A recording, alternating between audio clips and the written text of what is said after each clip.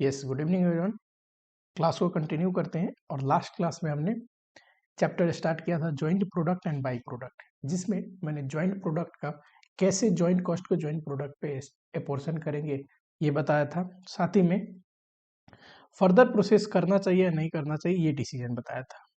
Last question जो है वो टेस्ट योर नॉलेज का 1 नंबर क्वेश्चन करे थे। एंड ध्यान से अगर देखोगे आप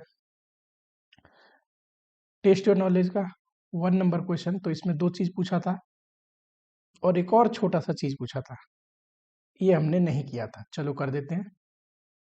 कह रहा है can you suggest any other production plan whether the company can follow to maximise the profit, if yes then submit a statement showing income forecast arising by adopting that plan.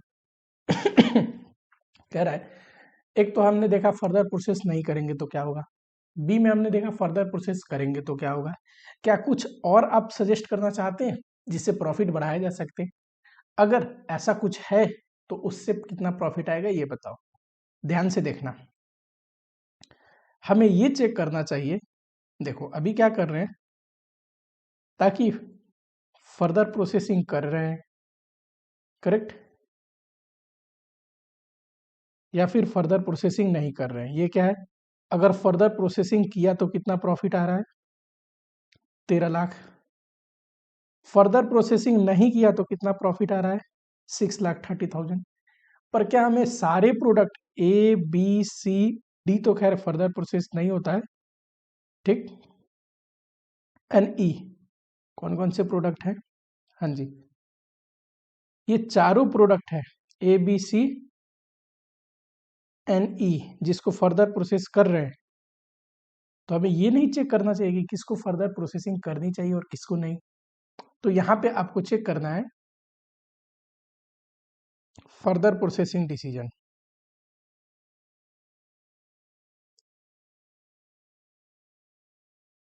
मैंने जो पढ़ाया था incremental revenue minus incremental cost, वैसे भी कर सकते हैं, या फिर इतना मैंने बना दिया है तो देख के ही मैं बता देता हूँ, देखना जरा।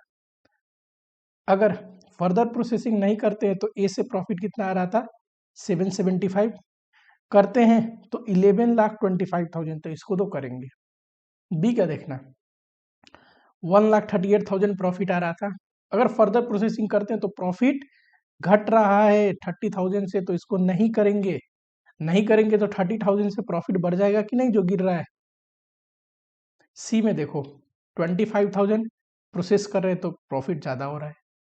डी में देखो 60,000, इसको तो फर्दर प्रोसेस कर ही नहीं सकते, तो ये तो ओके ओके है। ई में देखिए 1,05,000 प्रॉफिट हो रहा था, फर्दर प्रोसेस करे 4,05,000 हुआ, इसको भी करेंगे। यानी कि सिर्फ बी में ऐसा आएगा जिसमें बोलेंगे कि फर्दर प्रोसेस नहीं करना है, यानी कि ए बी इसको करेंगे, सी को करेंगे, ई को करेंगे, डी तो कर ही नहीं सकते और बी को भी नहीं करेंगे। तो होगा क्या, बी जो 30,000 से प्रॉफिट कम था वो 30,000 एडिशनल प्रॉफिट आएगा एंड आंसर आएगा इतना। ठीक, बेसिक कैलकुलेशन है, कर लेना। नए क्वेश्चन पे आते हैं।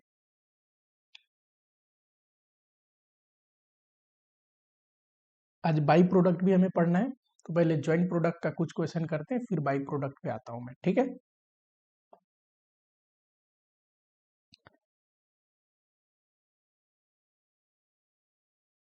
आओ जरा क्वेश्चन नंबर 5 पे आइए। कहता है RST limited produces 3 product XYZ, ठीक है। This product are further process, pre separation cost are apportion on the basis of weight of output. कह रहा है हम क्या करते हैं, मान लो रॉ मटेरियल आया, 3 प्रोडक्ट बनाते हैं X Y Z, करेक्ट। कह रहा है ये आगे फर्दर प्रोसेस भी होते हैं एंड जो हम ज्वाइंट कॉस्ट है उसको ए पोर्शन करते हैं। ज्वाइंट कॉस्ट दे रखा है 10,000, किस रेशियो में, वेट ऑफ आउटपुट, आउटपुट की वेट वेट के रेशियो में, ठीक है, कोई बात नहीं। यहाँ पे दे रखा है आउटपुट लीटर में, ठीक, तो इसी रेशियो में अपोर्शन करेंगे, कहने का मतलब ये है। ये क्या है? Cost incurred after separation point, ये फर्दर प्रोसेसिंग कॉस्ट है।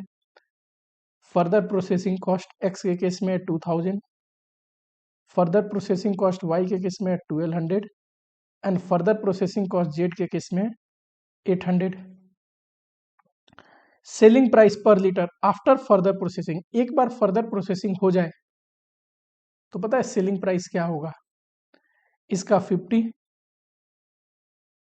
इसका 80 और इसका 60। ये क्या है? प्री सेपरेशन पॉइंट एस्टिमेटेड, यानी कि अगर फर्दर प्रोसेसिंग नहीं करते हैं तो उससे पहले पता है सेलिंग प्राइस कितने में बिक सकता है? ये बिकेगा 25 में, ये बिकेगा 70 में एंड ये बिकेगा 45 में। एस्टिमेटेड क्यों? क्योंकि हो सकता है हम फर्दर प्रोसेसिंग करके ही बेचते हो, तो एक्चुअल प्राइस तो हमें फर्दर प्रोसेसिंग के बाद का पता है, एंड सेपरेशन पे बेचे तो एस्टिमेटेड बेसिस में करनी पड़ेगी। क्या पूछा है? Prepare statement showing profit and loss made by each product after further processing using present adopted method of apportionment of pre separation cost. कह रहा है जॉइंट कॉस्ट जो होता है, जिसको प्री सेपरेशन कॉस्ट बोलते हैं, ये प्रेजेंट मेथड यानी कि किस बेसिस पे? वेट ऑफ आउटपुट के बेसिस पे बांटते हैं, आउटपुट। ठीक है, तो प्रॉफिट लॉस बताइए अगर फर्दर प्रोसेस करते हैं तो। ठीक, कोई दिक्कत नहीं, आ जाओ।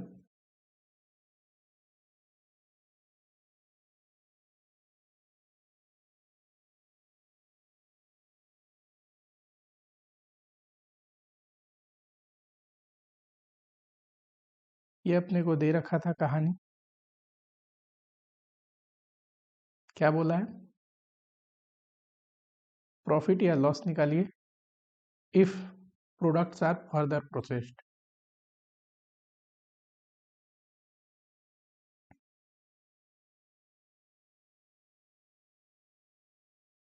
करेक्ट।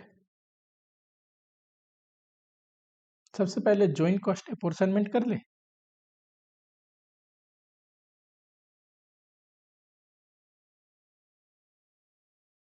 एग्जाम में ये जेसी लिख रहा हूँ ना, पूरा जॉइंट कॉस्ट लिखना। ठीक, मैं तो पढ़ा रहा हूँ तो शॉर्टकट यूज कर लेता हूँ, आपको पूरा ही लिखना है। प्रोडक्ट है A, sorry X Y Z है ना, X Y and Z. Weight के रेशियो में देखिए, लीटर में दे रखा है वेट आउटपुट, ये 100, ये 70 एंड ये 80।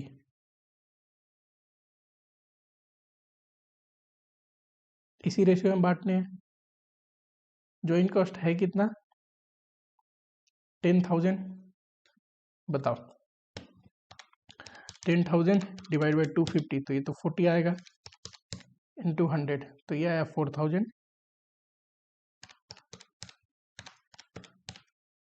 2800।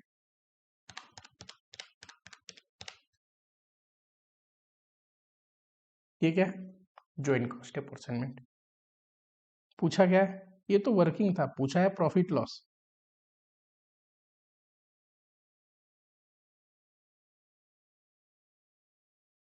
फर्दर प्रोसेस करेंगे तो कितने में बिकेगा? ये 50 में, ये 80 में और ये 60 में।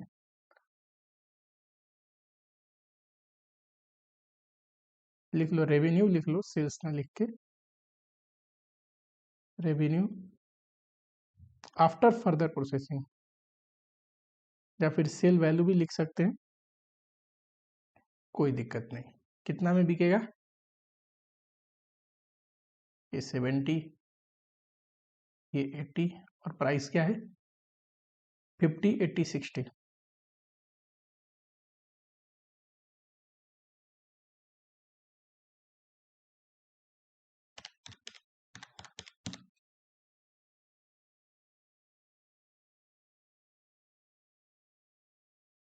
ठीक है, उसके बाद एक तो फर्दर प्रोसेसिंग कॉस्ट घटाओगे, जो कि कितना है? 2000, 1200, 800।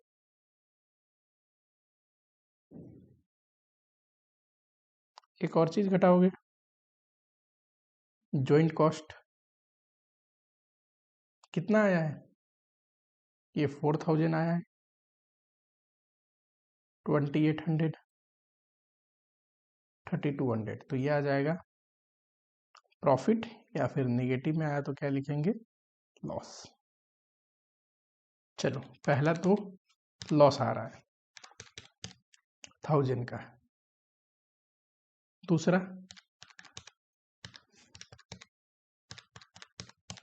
प्रॉफिट आ रहा है।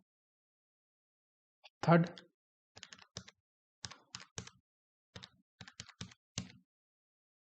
प्रॉफिट आ रहा है। ये है प्रॉफिट लॉस। सेकंड में पूछा है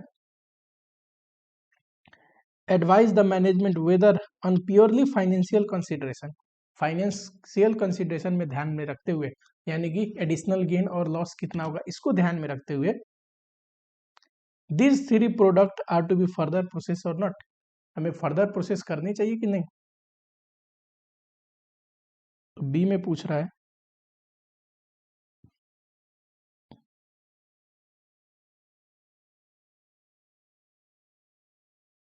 further processing decision, correct. 3 product है एक्स वाई जेड। क्या बोला था मैंने? इंक्रीमेंटल रेवेन्यू लिखेंगे,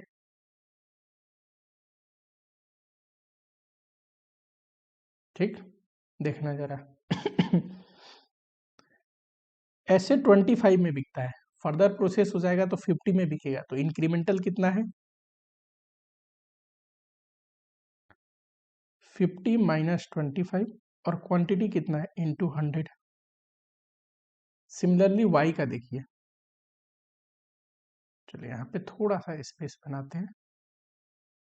वाई का देखो,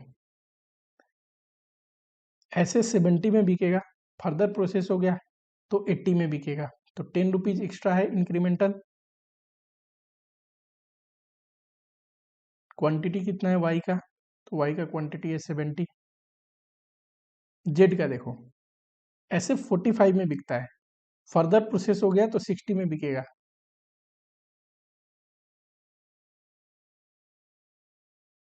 और क्वांटिटी कितना है? 80।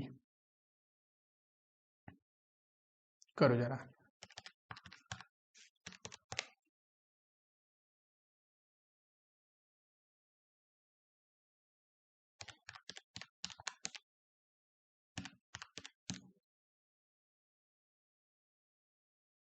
इसमें क्या घटाओगे? इंक्रीमेंटल कॉस्ट,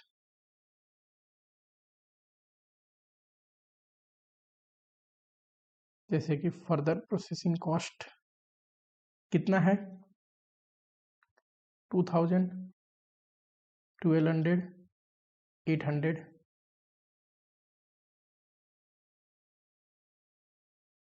इंक्रीमेंटल बेनिफिट आएगा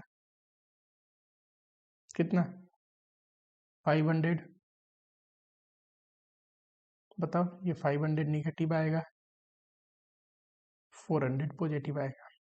कौन कौन सा फर्दर प्रोसेसिंग करना चाहिए? तो एक्स को और जेड को हमें फर्दर प्रोसेसिंग करनी चाहिए, एंड वाई को नहीं करना चाहिए। तो डिसीजन लिखते हैं,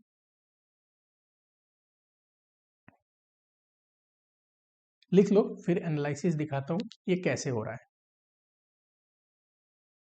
x and Z should be further processed,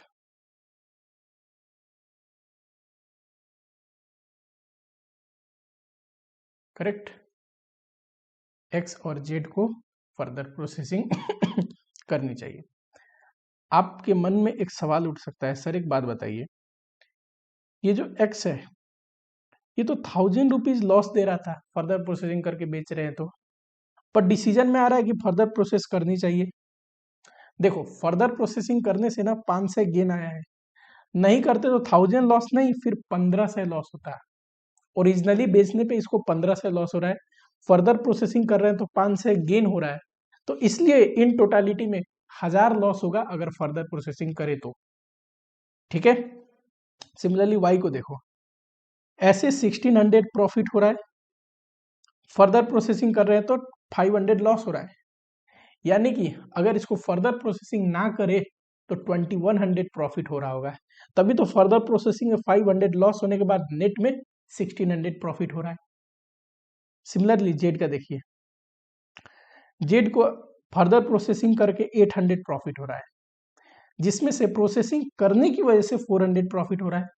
तो ऐसे बिना प्रोसेसिंग करे फर्दर 4 से प्रॉफिट हो रहा होगा जेड का, फर्दर प्रोसेसिंग कर रहे तो 4 से और हो रहा है, और टोटल में 800 प्रॉफिट हो रहा है। ठीक,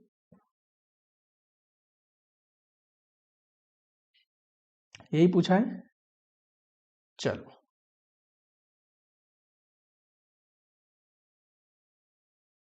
आओ जरा नेक्स्ट क्वेश्चन पे आओ।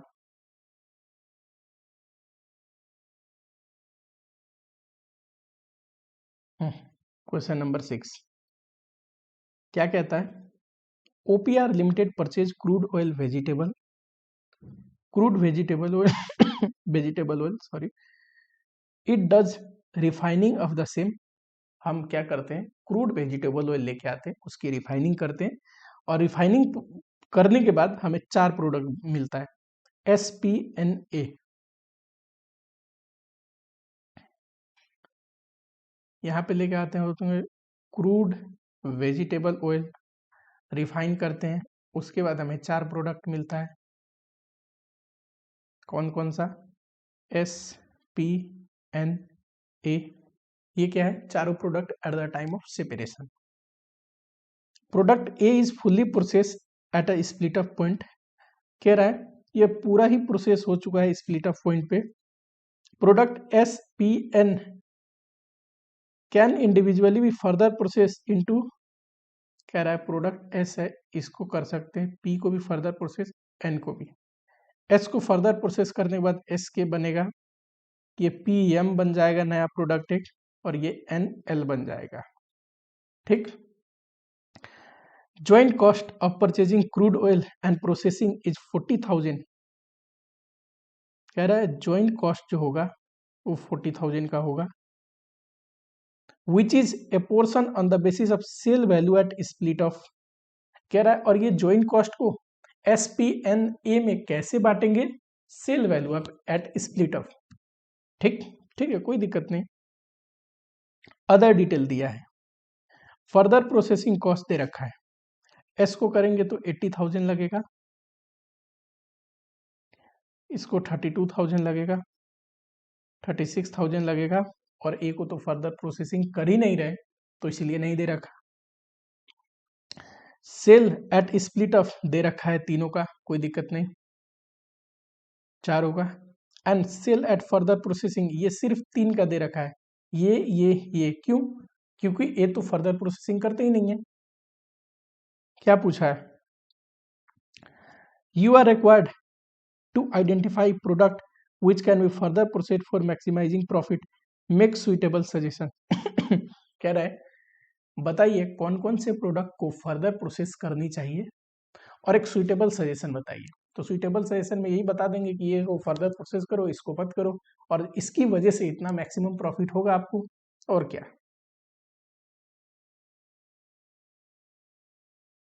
कॉपी किया,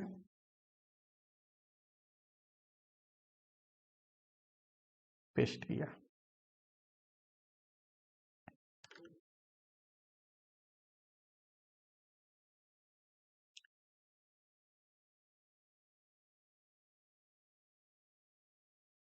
देखो जरा, अगर हम फर्दर प्रोसेसिंग नहीं करते हैं,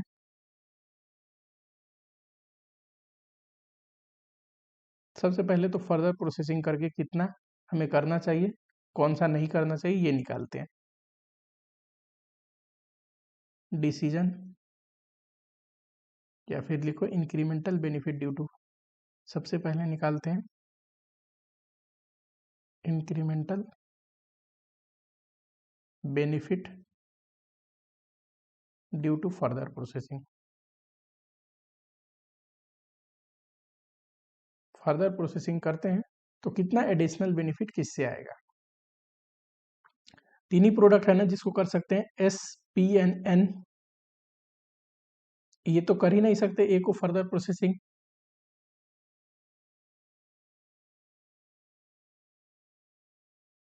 इंक्रीमेंटल रेवेन्यू लिखिए, करो फटाफट से। ठीक है, कितना आएगा बताओ, ध्यान से देखना।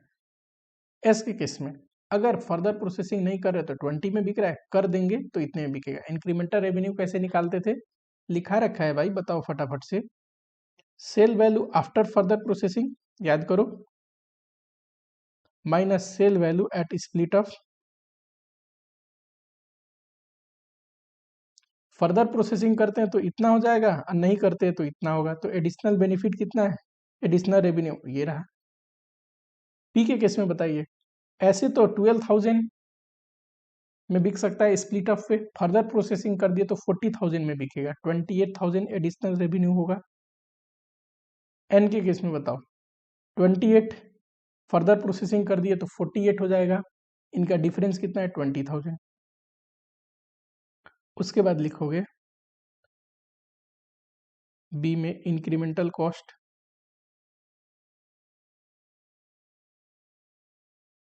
जिसमें एक तो फर्दर प्रोसेसिंग कॉस्ट होता है और दूसरा कोई सेलिंग एक्सपेंस दे नहीं रखा।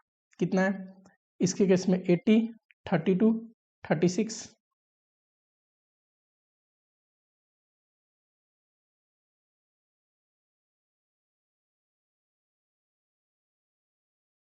तो ये हो जाएगा इंक्रीमेंटल बेनिफिट,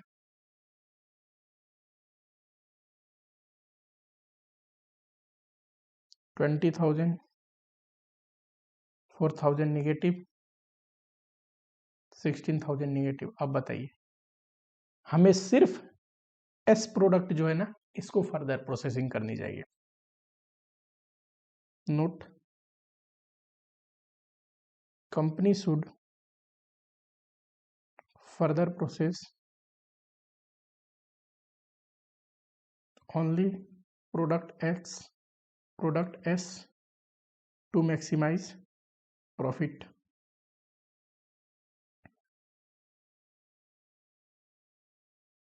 ठीक है, इसकी वजह से इंक्रीमेंटल बेनिफिट कितना आएगा, देखो 20,000। ठीक, चलो कैसे,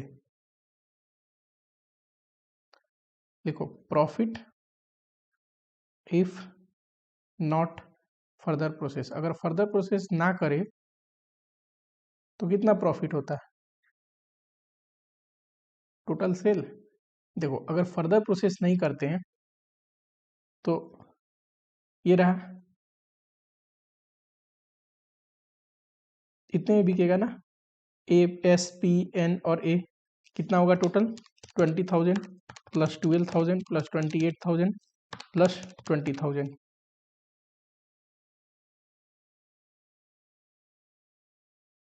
अगर फर्दर प्रोसेस नहीं करते हैं तो स्प्लिट अप पॉइंट में 80,000 में सब बिकेंगे, लेस ज्वाइंट कॉस्ट कितना है, 40,000, तो 40,000 आएगा प्रॉफिट। ठीक है, दूसरा, profit if S P N are further process, तीनों को अगर फर्दर प्रोसेस कर दे तो तब भी कम आएगा। हमें सिर्फ सबसे ज्यादा प्रॉफिट कब आएगा, जब सिर्फ एस को फर्दर प्रोसेस करेंगे, क्योंकि पी और एन तो लॉस दे रहे हैं ना फर्दर प्रोसेसिंग करने पे। तो देखो तीनों को अगर फर्दर प्रोसेस करोगे तो पता है कितना रेवेन्यू आएगा,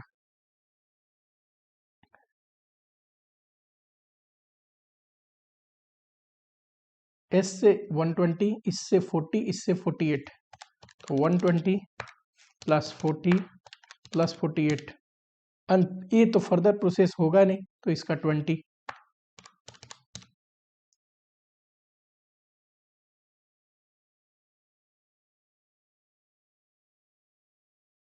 टोटल सेल किसका, एस के, P M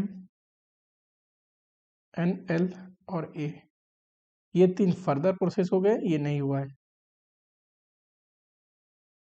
less further processing cost less joint cost, ये तो 40,000 है, फर्दर प्रोसेसिंग कॉस्ट कितना है तीनों का, ये हमने लिख रखा है ना, 80 प्लस 32 प्लस 36, 148।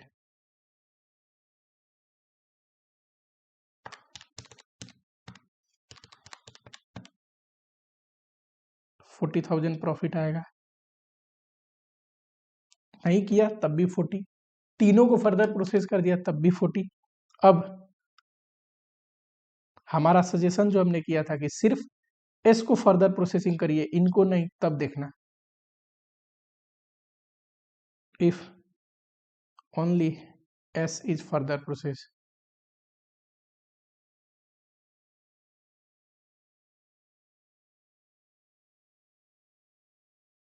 तो टोटल सेल्स कैसे आएगा, एस तो एस के बन जाएगा फर्दर प्रोसेस होके, पी नहीं करेंगे, एन को भी नहीं करेंगे और ए को भी नहीं करेंगे, तो कितना आएगा, एस को फर्दर प्रोसेस किया 120, पी एम पी एन और ए को नहीं किया, तो ये रहा इनका revenue.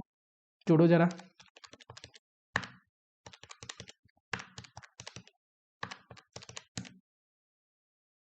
1,80,000 less further processing cost less joint cost, joint cost तो 40,000 है। फर्दर प्रोसेसिंग कॉस्ट हमें पता है, हमने सिर्फ एक को फर्दर प्रोसेस किया है, किसको, एस को, फर्दर प्रोसेसिंग कॉस्ट है 80,000। अब जरा बताइए प्रॉफिट,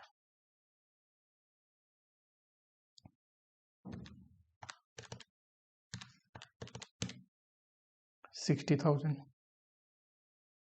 ध्यान से देखना सबसे पहले मैंने क्या किया था कि मैंने ये पता किया कि किसको फर्दर प्रोसेस करना सही रहेगा।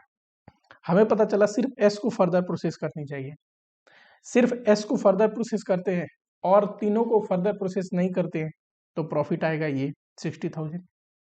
अगर तीनों जो फर्दर प्रोसेस हो सकते हैं उनको करते हैं तो प्रॉफिट आएगा 40,000। किसी को भी फर्दर प्रोसेस नहीं करते हैं तो प्रॉफिट आएगा 40,000। मैक्सिमम प्रॉफिट कहाँ पे है, सिर्फ एस को अगर फर्दर प्रोसेस करते हैं तो, और यही तो हमने एडवाइस किया था। ठीक है, चलो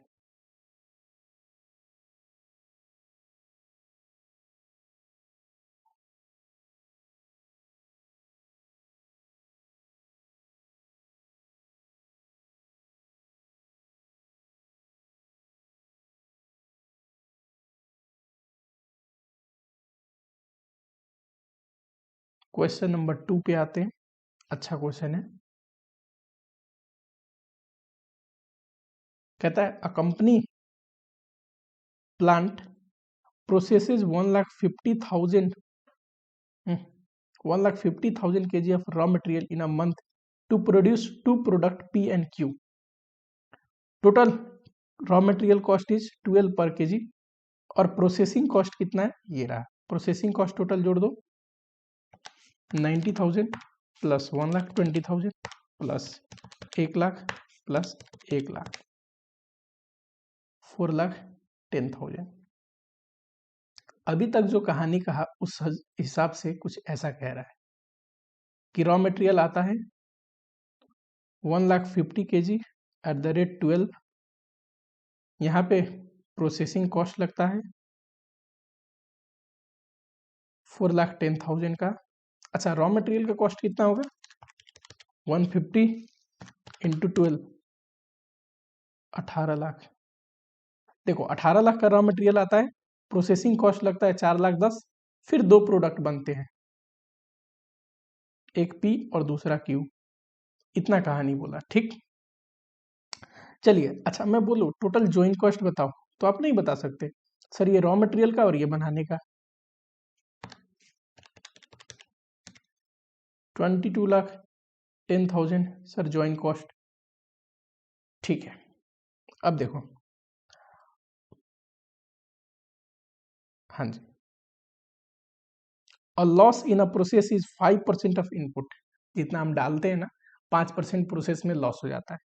एंड आउटपुट जो निकलता है बैलेंस, वो पी एंड क्यू में डिवाइड करेंगे इन द रेशियो ऑफ 1:2। कह रहा है 1.5 लाख आप डालोगे 5% लॉस हो जाएगा। जरा देखना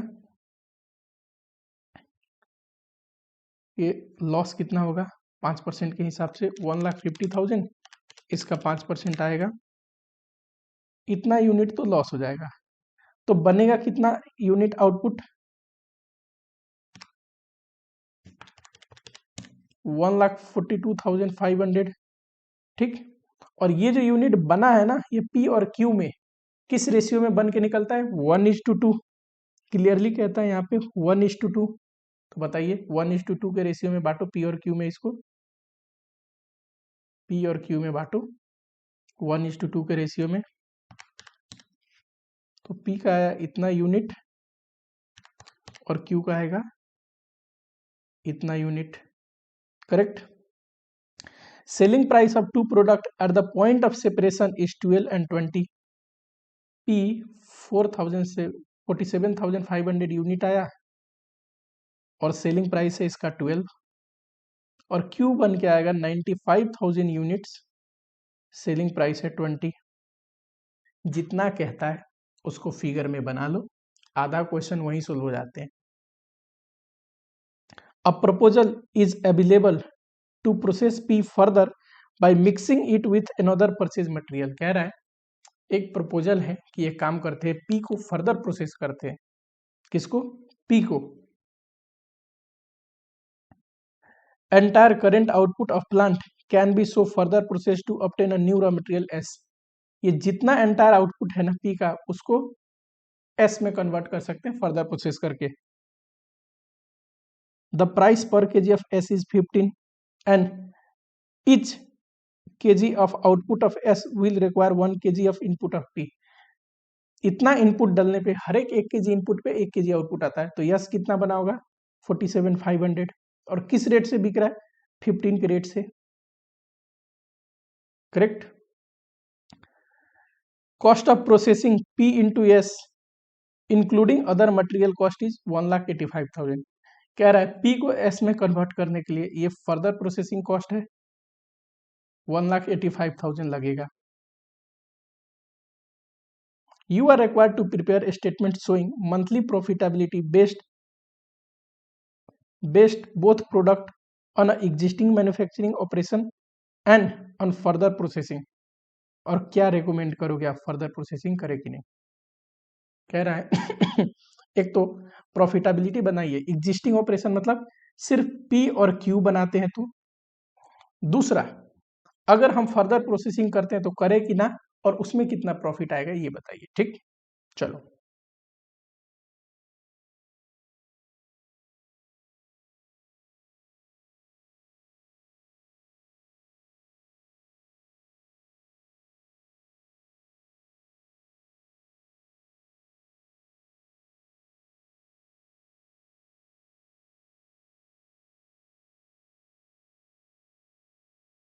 ठीक, चलो सबसे पहले लिखते हैं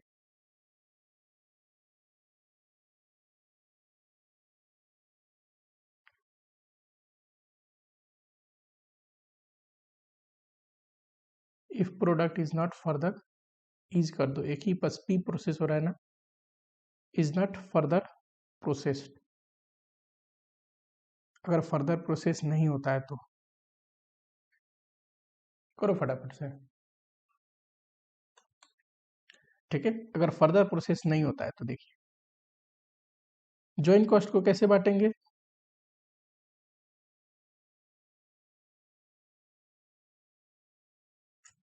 देखो फर्दर प्रोसेस नहीं होता है, तुम्हें पता है टोटल जॉइंट कॉस्ट है 22 लाख, और इतना यूनिट है इस रेट से, इतना यूनिट है इस रेट से। दो तरीके से बांटा जा सकता है, यूनिट के बेसिस पे भी। सेकेंड तरीका है sale value at split up. सबसे बेस्ट तरीका क्या है, कुछ भी ना बोले तो sale value at split up, उस रेशियो में। ये रहा sale value at split up, product S नहीं P and Q, product P Q. लिखोगे sale value at split up, P का 47,500 इंटू 12, क्यू का 95,000 इंटू 20। बताओ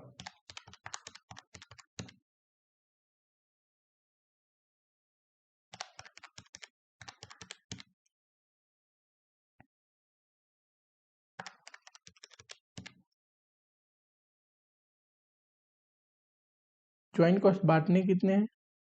22,10,000। इस रेशियो में बांटो जरा, इस रेशियो में। तो पी के लिए अगर आप निकालोगे तो ये आएगा, सर टोटल इतना है, रेशियो का टोटल ये रहा और पी का ये रहा। बताइए।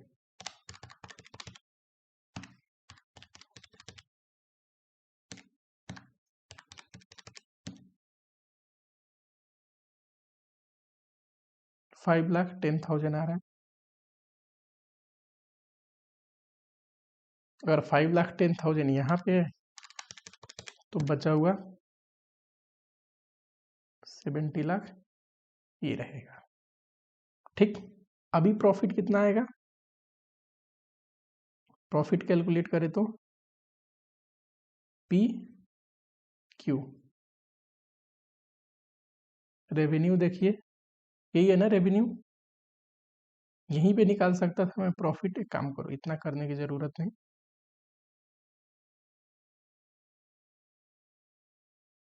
ये रेवेन्यू पता है, जॉइंट कॉस्ट पता है, घटा दो तो यही प्रॉफिट आ जाएगा। अगर फर्दर प्रोसेस नहीं करते हैं तो ये रहा रेवेन्यू, और जॉइंट कॉस्ट बटने के बाद जितना है जॉइंट कॉस्ट घटा दोगे तो आ जाएगा प्रॉफिट। बताओ।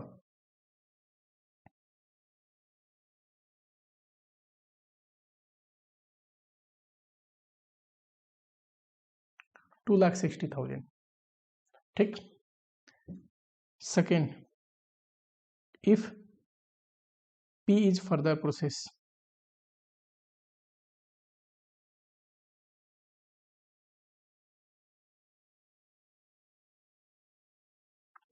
फर्दर प्रोसेस होता है तो कितना प्रॉफिट कमाएंगे जरा ये देख लें।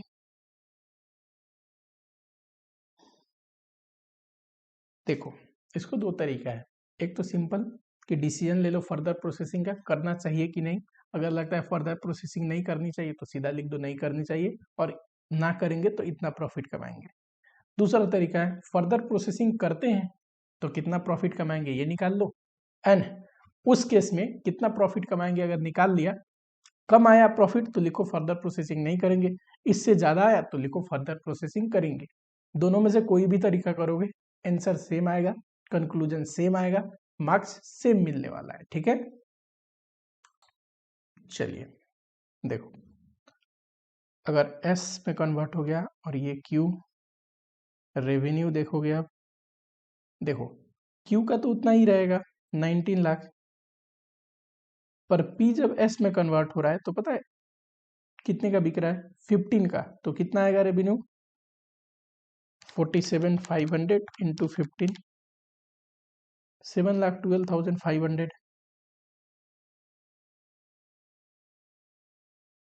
लेस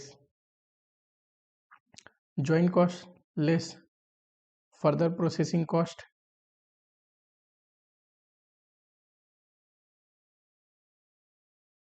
ज्वाइंट कॉस्ट कितना है?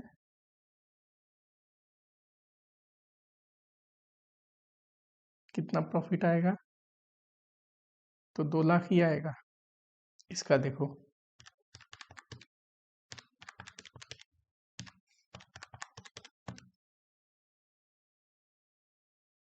टोटल प्रॉफिट बताइए।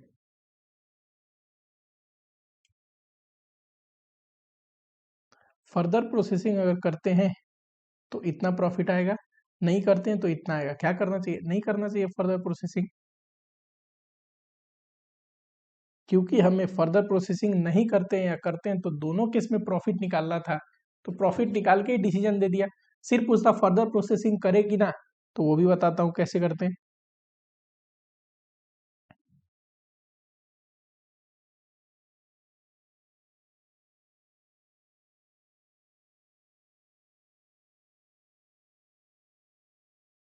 पी को हमें फर्दर प्रोसेस नहीं करनी चाहिए। अगर हम ऐसे भी देखें तो देखो, इंक्रीमेंटल रेवेन्यू 15 का बिकेगा, पहले 12 का बिकता था। इंक्रीमेंटल कॉस्ट घटाते हैं तो फर्दर प्रोसेसिंग डिसीजन आता है।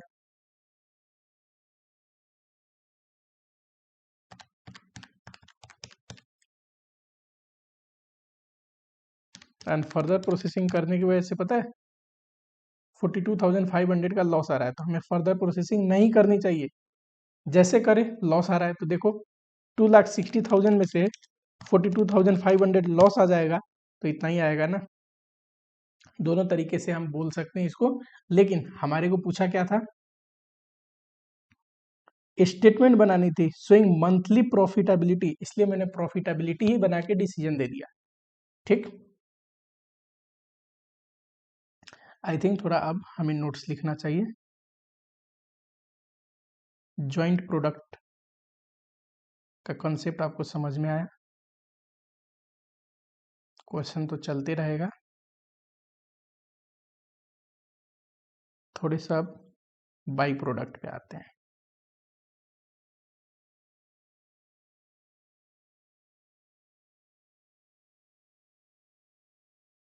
एंड याद रखना बाई प्रोडक्ट भी इंपॉर्टेंट है, कई बार बाई प्रोडक्ट पूछता है।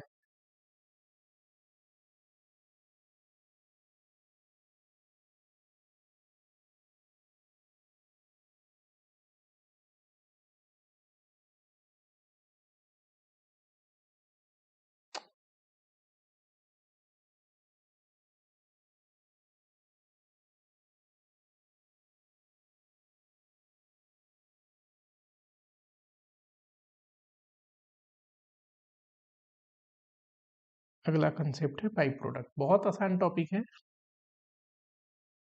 आप लोगों को बिल्कुल भी टेंशन लेने की जरूरत नहीं।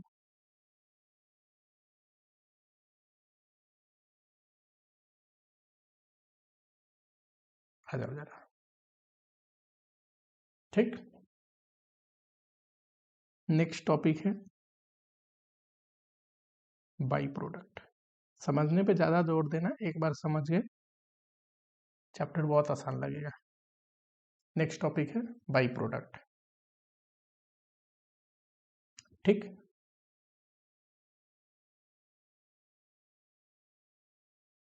बाई प्रोडक्ट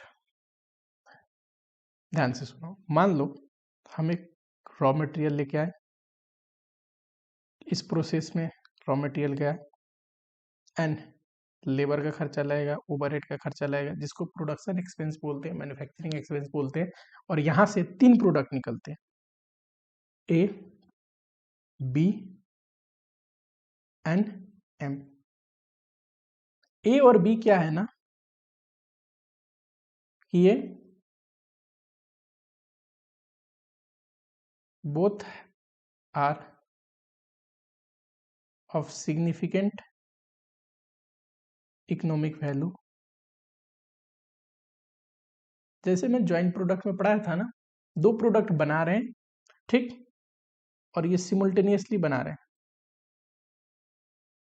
और दोनों का सिग्निफिकेंट इकोनॉमिक वैल्यू है, तो दोनों क्या है, ज्वाइंट प्रोडक्ट। क्योंकि एक ही प्रोसेस से निकले हैं इसलिए उनको ज्वाइंट प्रोडक्ट बोलते हैं। लेकिन अगर मान लो उसी प्रोसेस से एक और प्रोडक्ट निकला, ठीक, ये हो गए मेन प्रोडक्ट,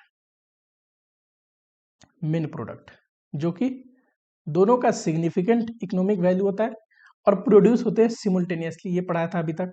अब बाई प्रोडक्ट क्या होता है, उसी प्रोसेस से एक ऐसा प्रोडक्ट निकला जो कि इंसिडेंटल है,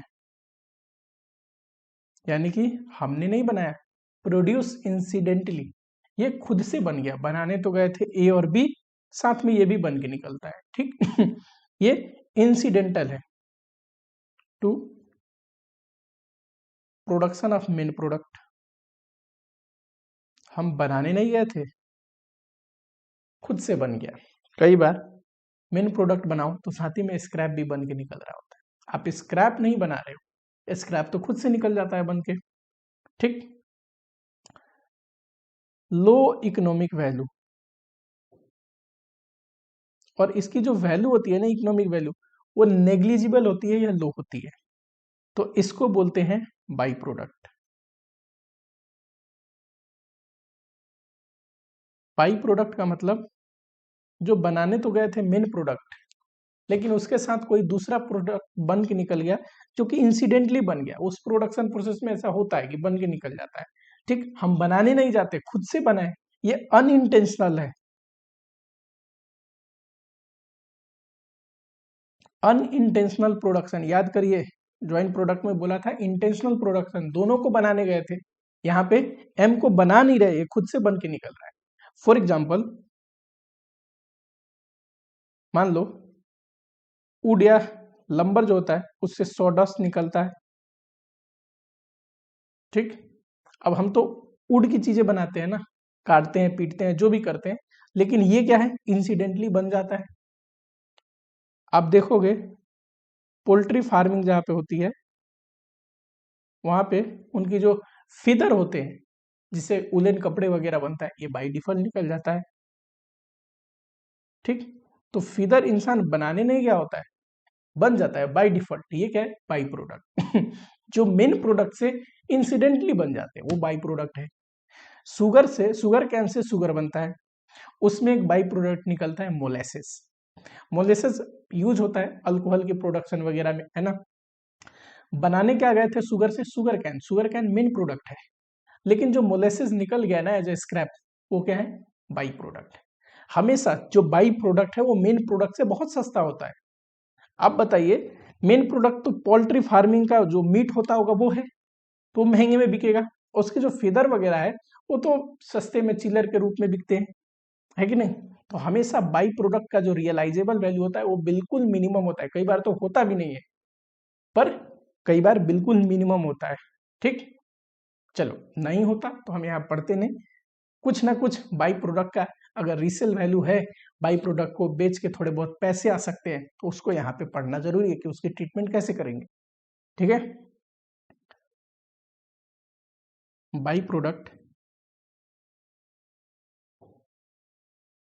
के लिए आपको याद रखना है, एक number produce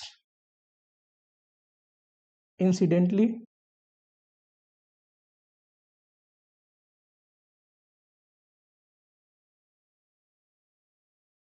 incidentally with main product, main product के साथ इंसिडेंटली बन जाता है, बनाने नहीं गए, बना तो रहे मेन प्रोडक्ट, बन गया ये। दूसरा, हैविंग लो इकोनॉमिक वैल्यू,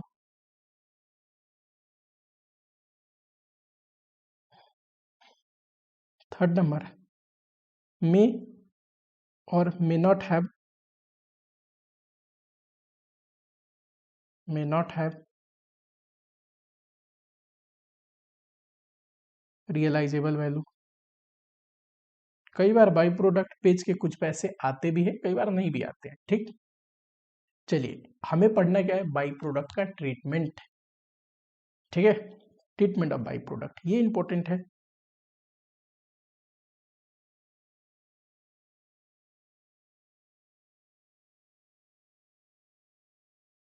अब देखो ध्यान से, बाई प्रोडक्ट दो मेजर ट्रीटमेंट है, और तीसरा तो बताता हूं। पहले, कई बार बाई प्रोडक्ट फर्दर प्रोसेस नहीं होते, इफ नॉट फर्दर प्रोसेस।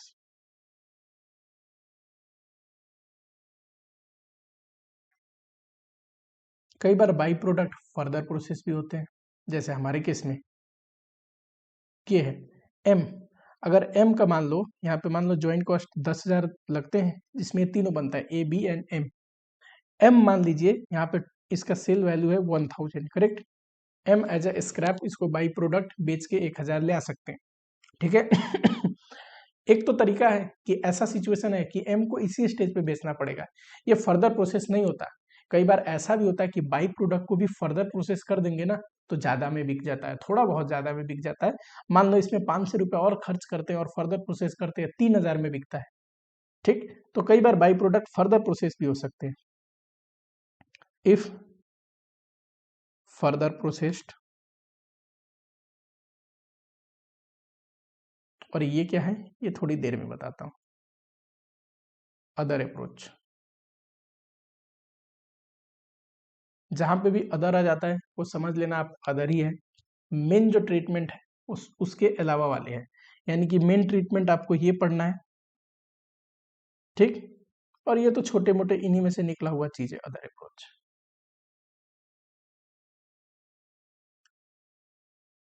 अगर फर्दर प्रोसेस नहीं होता है तो दो तरीके हैं ट्रीटमेंट के। एक को बोलते हैं अदर इनकम अप्रोच,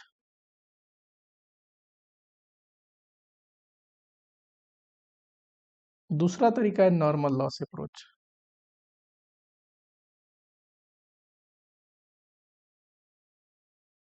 ठीक, अगर फर्दर प्रोसेस होता है तो रिवर्स कॉस्ट मेथड से निकालेंगे।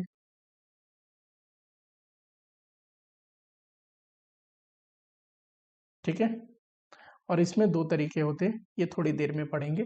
ये दोनों पढ़ लिया तो ये तो बस ऐसे ही 2 सेकंड में खत्म हो जाएगा,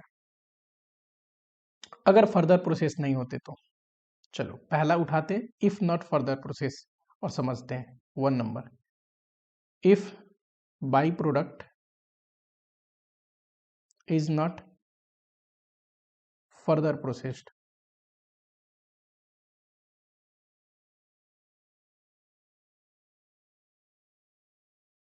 तो कहानी कुछ ऐसी बनेगी। देखो मेरे दोस्त, बहुत बच्चे नोट्स नहीं लिखते हैं। ठीक, नोट्स तो मैं प्रोवाइड कर दूंगा, है ना। पीडीएफ में थ्योरी भी मैंने प्रोवाइड कर दिया, hand retain notes. Hand retain notes एक समरी नोट है। ये जितनी डिटेल में मैं लिखा रहा हूँ, पढ़ा रहा हूँ, हर एक कंटेंट लिखा होगा, पर कैसे समराइज वे में लिखा होता है, तो डिटेल में नहीं होता। ये डायग्राम हैंड रिटेन नोट्स में हर एक स्टेज पे इतनी डिटेल में नहीं दिखेगी। और दूसरी चीज, अगर आपको एक बारी में पढ़ के इतनी रिटेंशन लानी है ना कि सब्जेक्ट आसान लगे और बेहतर मार्क्स आए, तो आपको नोट्स लिखना चाहिए। ठीक है, हम लोगों के टाइम में हमें कोई भी एडिशनल नोट्स प्रोवाइड नहीं होते थे, सिर्फ बुक प्रोवाइड हुआ था। किस चीज का? जो ये प्रैक्टिकल बुक होते हैं, क्वेश्चन के बुक। नोट्स हमें लिखना पड़ता था, जो टीचर लिखाते थे। ठीक, और समरी नोट्स खुद से बनाते थे। समरी नोट कभी भी उस चीज का सब्स्टिट्यूट नहीं है जो मैं यहाँ पे पढ़ा रहा हूँ। ठीक, जो ट्रिक्स एंड टेक्निक से मैं यहाँ पे पढ़ा रहा हूँ, वो तो बस लिखा हुआ चीज है। वो ट्रिक्स एंड टेक्निक आपको याद आएंगे कि नहीं, समरी नोट्स देख के ये बताना मुश्किल है। लेकिन ये जो नोट्स देखोगे तो आपको डेफिनेटली याद आएगा कि हाँ सर ने ऐसे ऐसे पढ़ाया था। अगर आपको मेरी पढ़ाने की टेक्निक और लिखा हुआ इस पैटर्न में याद कर लोगे, कभी भी नहीं भूलोगे। फिर समरी नोट देखोगे, बहुत आसान लगेगा कि क्या ही लिखा है, इससे डिटेल में तो मैंने नोट्स बना रखा है। ठीक, और आप ध्यान से देखोगे तो एक चैप्टर का हार्डली 2 से 3 पेज 4 पेज में मैं नोट्स लिखवाता हूँ। ठीक है, तो इसीलिए मिनिमम से मिनिमम नोट्स लिखवाता हूं मैं, उतना तो आपको लिखना ही चाहिए। ठीक है, चलिए मान लो ये रॉ मटेरियल आया, ये प्रोसेस है। यहाँ पे लेबर का खर्चा, ओवरहेड का खर्चा लगेगा। लेबर का खर्चा, ओवरहेड का खर्चा लगेगा। ये टोटल खर्चे को जॉइंट कॉस्ट बोलते हैं। मान लीजिए 10,000 है। इससे 3 प्रोडक्ट निकला, ए, बी एंड एम। ए और बी ये मेन प्रोडक्ट है, और ये एक बाई प्रोडक्ट है। करेक्ट। ए 2000 यूनिट निकला, 3 रुपीज के रेट से बिक सकता है अभी स्प्लिट अप पॉइंट पे। ये 3000 यूनिट निकला, 4 रुपीज के रेट से बिक सकता है स्प्लिट अप पॉइंट पे। एंड जो एम है वो 500 यूनिट प्रोड्यूस हुआ है, एंड 2 रुपीज के रेट से एज ए स्क्रैप बिक सकता है। ठीक है, ये बाई प्रोडक्ट है। ये मत बोलना कि सर ये 2 रुपीज के रेट से बिक रहा है, ये तो 3 और 4 उतना डिफरेंस नहीं है। ये बस मैंने एक एग्जांपल लिया। बाई प्रोडक्ट का डेफिनेशन ये है जो इंसिडेंटली प्रोड्यूस हुआ है, हम बनाने नहीं गए थे, बन गया। अब खुद से बन जा रहा है तो उसको बेच के कुछ रियलाइजेबल वैल्यू है तो बेच के ले आएंगे, और क्या। यहां देखिए मैंने क्या लिखा है, if by product is not further process, यानी कि ये फर्दर प्रोसेस नहीं हो रहा, इसी स्टेज पे इसको सेल करके कुछ रियलाइजेबल वैल्यू ले आ सकते हैं। और कितना ले आएंगे? 1000 रुपीज बाई प्रोडक्ट बेच के आ सकता है। करेक्ट। तो इस ट्रीटमेंट करने का दो तरीका है। अदर इनकम अप्रोच सबसे पहले अगर हुआ तो, other income approach,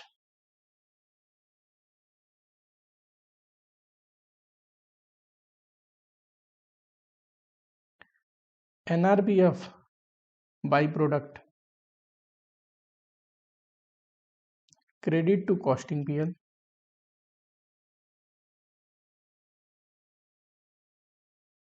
total joint cost share among main product.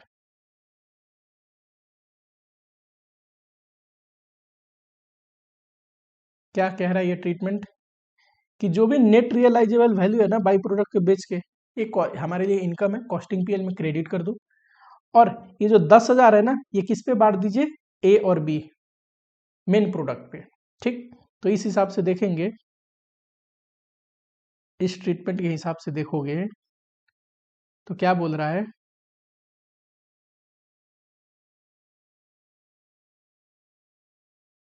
1 number में ये 1000 है, ये क्रेडिट टू कॉस्टिंग पीएल। ठीक, bank debit to costing PL. और दूसरा चीज क्या बोल रहा है, जो ये 10,000 है ज्वाइंट कॉस्ट, ये बांट दो ए और बी में। कैसे बांटना है ज्वाइंट कॉस्ट को ए और बी में, इतना तो पढ़ा है आपको। ज्वाइंट कॉस्ट को कैसे बांट सकते हैं, बहुत सारे तरीके, यूनिट के बेसिस पे बांट सकते हैं, ये रहा। Sale value at split up के बेसिस पे बांट सकते हैं, वो भी निकाल सकते हैं सेल वैल्यू। कुछ ना बोले तो कैसे बांटेंगे, sale value at split up. ठीक, तो ए हो गया, बी हो गया, sale value at split up इसका आएगा 6,000, इसका आएगा 3 4 12,000। ज्वाइंट कॉस्ट कितना है, 10,000। चलिए बांटिए ए और बी में।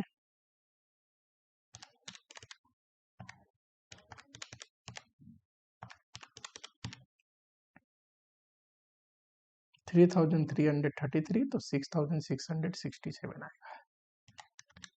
दूसरा तरीका है, सेकेंड मेथड है normal loss approach.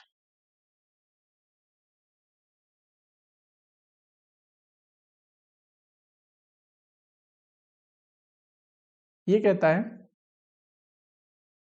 Normal loss approach कहता है कि नेट रियलाइजेबल वैल्यू है ना, ये ज्वाइंट कॉस्ट से घटा दो, और जो बच गए ना बैलेंस ज्वाइंट कॉस्ट, ये बांटो ए और बी में।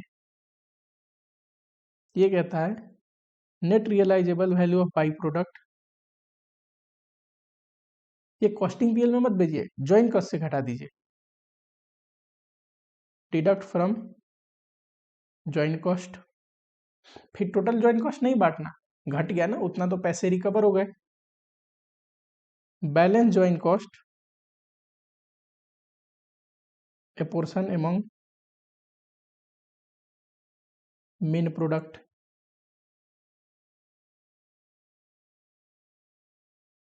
जैसे कि अपने केस में है, टोटल ज्वाइंट कॉस्ट कितना है 10,000, और net realisable value of M जो कि बाई प्रोडक्ट है ये है 1,000, ये घटा दो। 9,000 क्या आया, बैलेंस ज्वाइंट कॉस्ट। यही बांटना है किसमें, ए और बी में। बांटने का तरीका, ज्वाइंट कॉस्ट बांटने के तो बहुत सारे तरीके हैं, लेकिन सबसे कॉमन तरीका जो यहाँ लगा सकते हैं वो है sale value at split up.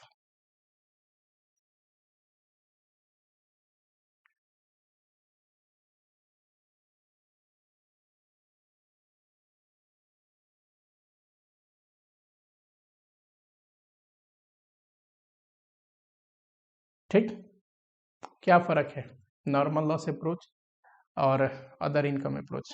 Other income approach कहता है जो भी नेट रियलाइज हुआ है ज्वाइंट बाई प्रोडक्ट से, वो एज अ इनकम गेन मान के आप कॉस्टिंग पीएल में क्रेडिट करिए, और जो ज्वाइंट कॉस्ट है वो मेन प्रोडक्ट पे बांट दीजिए। ये कहता है नॉर्मल लॉस अप्रोच कि जो भी रियलाइज हुआ है वो ज्वाइंट कॉस्ट से घटा दो, और बैलेंस ज्वाइंट कॉस्ट को ए और बी पे बांट दो। ठीक, अपना ये पोर्शन खत्म हो गया।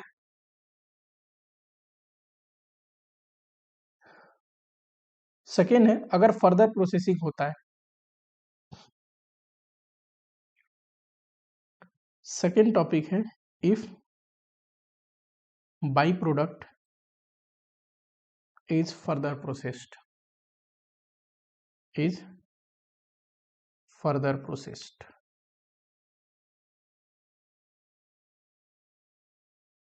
Example same. देखो ये जितना एग्जाम्पल मैंने लिया था ना,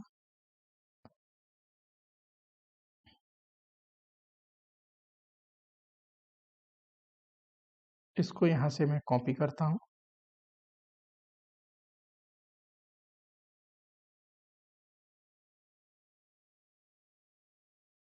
बस इसमें छोटा चेंज करता हूँ कि ए बी और एम है और एम को फर्दर प्रोसेस किया जा सकता है। ठीक है, अगर फर्दर प्रोसेस करते हैं तो ये 2000 में बिकेगा, लेकिन फर्दर प्रोसेसिंग कॉस्ट लगेगा 600। ठीक, और सेलिंग कॉस्ट भी लगेगा कितना, तो सेलिंग कॉस्ट लगेगा 10% ऑन सेल्स। तो मैंने आपको क्या बोला है कि अगर फर्दर प्रोसेस होता है तो आपको फॉलो करना है रिवर्स कॉस्ट मेथड। स्टेप लिखो, calculate reverse cost for by product, it is share of joint cost for by product. कह रहा है रिवर्स कॉस्ट निकालिए बाई प्रोडक्ट का, और ज्वाइंट कॉस्ट का जो शेयर है ना बाई प्रोडक्ट का, वो रिवर्स कॉस्ट होगा। Balance cost, balance joint cost, जो ये कैसे निकलेगा, टोटल माइनस जो ये रिवर्स कॉस्ट आया है, जिसको मैं बोल रहा हूं कि बाई प्रोडक्ट के हिस्से का ज्वाइंट कॉस्ट है,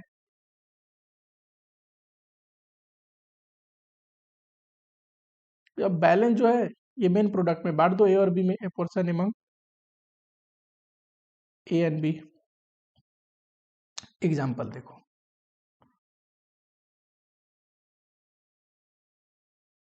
फॉर एम, एम के लिए अगर रिवर्स कॉस्ट लिखना हो, रिवर्स कॉस्ट बताओ कैसे मैंने पढ़ाया था आपको। देखो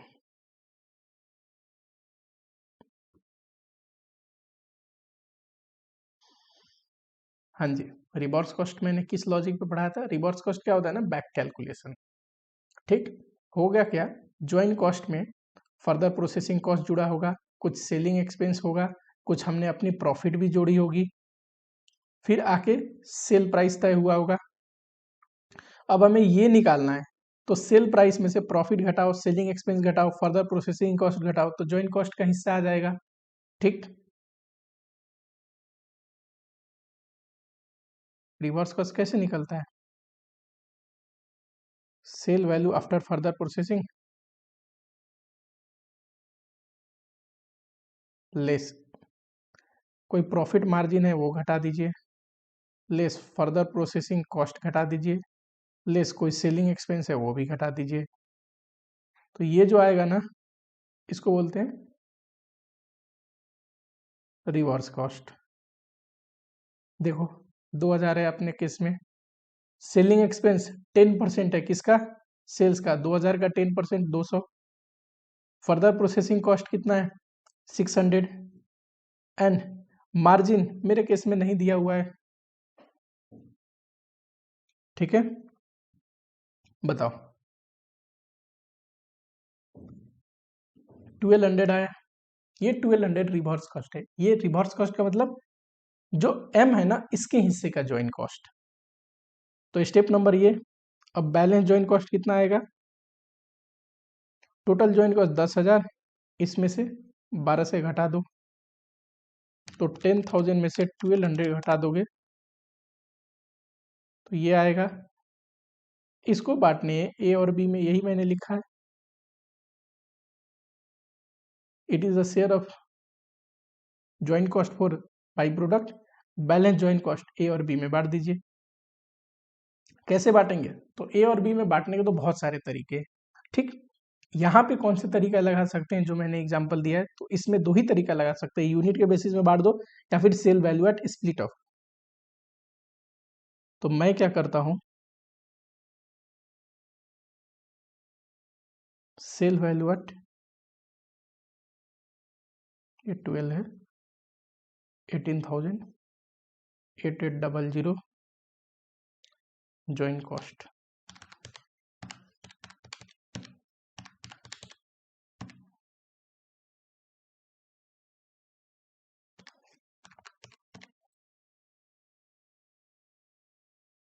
ठीक है, समझ में आया? बस इतना सा ट्रीटमेंट है बाई प्रोडक्ट का। क्या पढ़ा है अभी तक हमने बाई प्रोडक्ट में? सर बाई प्रोडक्ट वो है जो इंसिडेंटली बन जाता है, बनाने नहीं गए थे, बन गया अनइंटेंशनल। इसका जनरली जो रिकवरेबल वैल्यू होता है, जो इकोनॉमिक वैल्यू होता है, वो मेन प्रोडक्ट से काफी कम होता है। इसके ट्रीटमेंट करने के दो तरीके। सबसे पहले, अगर ये फर्दर प्रोसेस नहीं होता है तो अदर इनकम अप्रोच या normal loss approach. Other income approach का मतलब होता है कि जो भी इसका नेट रियलाइजेबल वैल्यू है वो कॉस्टिंग पीएल में भेज दीजिए और टोटल जॉइंट कॉस्ट को ए और बी में बांट दो या मेन प्रोडक्ट में बांट दो। हमारे केस में ए और बी दो ही मेन प्रोडक्ट मैंने माना था। नॉर्मल लॉस अप्रोच क्या कहता है? तो नॉर्मल लॉस अप्रोच कहता है कि जो भी नेट रियलाइजेबल वैल्यू है किसका, बाई प्रोडक्ट का, उसको क्या करना है, टोटल ज्वाइंट कॉस्ट से घटाना है और बैलेंस ज्वाइंट कॉस्ट जो है ए और बी में बांटना है। अगला है फर्दर प्रोसेस हुआ तो ज्वाइंट कॉस्ट का जो हिस्सा है बाई प्रोडक्ट पे वो कैसे निकालेंगे, रिवर्स कॉस्ट मेथड से। ये जो रिवर्स कॉस्ट मेथड से आया ये क्या है, तो ये है बाई प्रोडक्ट के हिस्से का ज्वाइंट कॉस्ट। अब ये तो हमें पता है, बचा हुआ ज्वाइंट कॉस्ट ए और बी में बांटना है, तो बचा हुआ बैलेंस ज्वाइंट कॉस्ट निकालेंगे, ए और बी में बांट देंगे। बांटने का तरीका क्वेश्चन बताएगा, नहीं बताया तो हम ज्वाइंट कॉस्ट को बांटने का बहुत सारे तरीके पढ़ रखे, उन्हीं में से एक फेमस तरीका है sale value at split off. इस रेशियो में मैंने बांट के एग्जाम्पल बताया आपको। ठीक, चलिए यहाँ पे मैंने एक छोटा सा चीज छोड़ रखा था ना, अदर इनकम अप्रोच, इतना पढ़ लिया तो ये भी समझा देता हूँ। ये कहता है नेट रियलाइजेबल वैल्यू अगर ना पता हो, यहाँ पे तो हमारे केस में पता था 1000, ना पता हो तो आप क्या कर सकते हैं, वैल्यू बाई प्रोडक्ट का वैल्यू कैसे निकालेंगे, दो तरीका है। एक तो रिप्लेसमेंट कॉस्ट मेथड, यानी कि ऐसे ही बाई प्रोडक्ट जैसा आइटम, बाई प्रोडक्ट जैसे सिमिलर प्रोडक्ट कितने में बिक रहे हैं, ये इसका रिप्लेसमेंट कॉस्ट है कि सिमिलर आइटम कितने में आज मिल रहा है, उसी कॉस्ट को बाई प्रोडक्ट का वैल्यू मान लेंगे। या फिर स्टैंडर्ड कॉस्ट।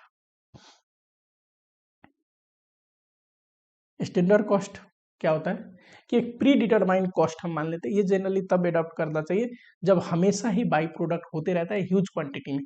एक प्री डिटरमाइंड कॉस्ट ले लेते हैं, उसी कॉस्ट पे इसको वैल्यू कर देते हैं। ठीक, ये स्टैंडर्ड कॉस्ट करेंट स्टैंडर्ड भी हो सकता है, हर एक साल के हिसाब से प्राइस इन्फ्लेशन वगैरह एडजस्ट करके, या बेस स्टैंडर्ड भी हो सकता है, यानी कि एक पर्टिकुलर ईयर में सोच लिया था इस रेट से वैल्यू करेंगे, उसी रेट से कर रहे हैं। ठीक, आफ्टर सम ईयर इस बेस को रिवाइज कर देते हैं। और जब वैल्यू पता चल जाए बाई प्रोडक्ट को तो क्या करना है, follow normal loss approach. Normal loss approach का मतलब वही कि जो वैल्यू आया बाई प्रोडक्ट का, ये टोटल ज्वाइंट कॉस्ट से घटा दीजिए, बैलेंस ज्वाइंट कॉस्ट बांट दीजिए ए और बी में। नॉर्मल लॉस अप्रोच यही कहता था ना, देखो बैलेंस ज्वाइंट कॉस्ट को बांटना है ए और बी में after deducting the value of by product. ठीक है, चलिए इतना समझ में आया, ये मोर देन इनफ कंसेप्ट है। इसके बाहर आपको कुछ भी पढ़ना नहीं है, कुछ भी नहीं। जितना मैं पढ़ा रहा हूँ उतना ही पढ़ो, क्वेश्चन को प्रैक्टिस करो दबा के, उसके बाद देखना क्वेश्चन कैसे आसान लगेंगे एग्जामिनेशन में।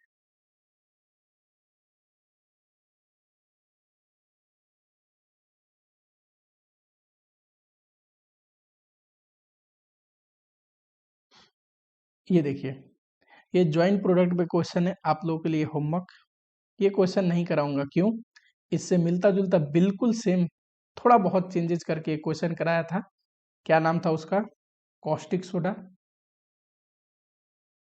ठीक, यहाँ पे देखो बटर मिल्क, बटर एंड घी बन रहा है, बटर से ही घी बनता है। ठीक, तो कॉस्टिक सोडा और क्लोरीन वाला क्वेश्चन प्रैक्टिस ही कराया था, इसलिए ये क्वेश्चन इजिली आप लोगों से बन जाएगा। ठीक, आइए जरा इसमें बाई प्रोडक्ट है, अब बाई प्रोडक्ट से रिलेटेड थोड़ा क्वेश्चन देखते हैं। ठीक है, क्वेश्चन रीड करें।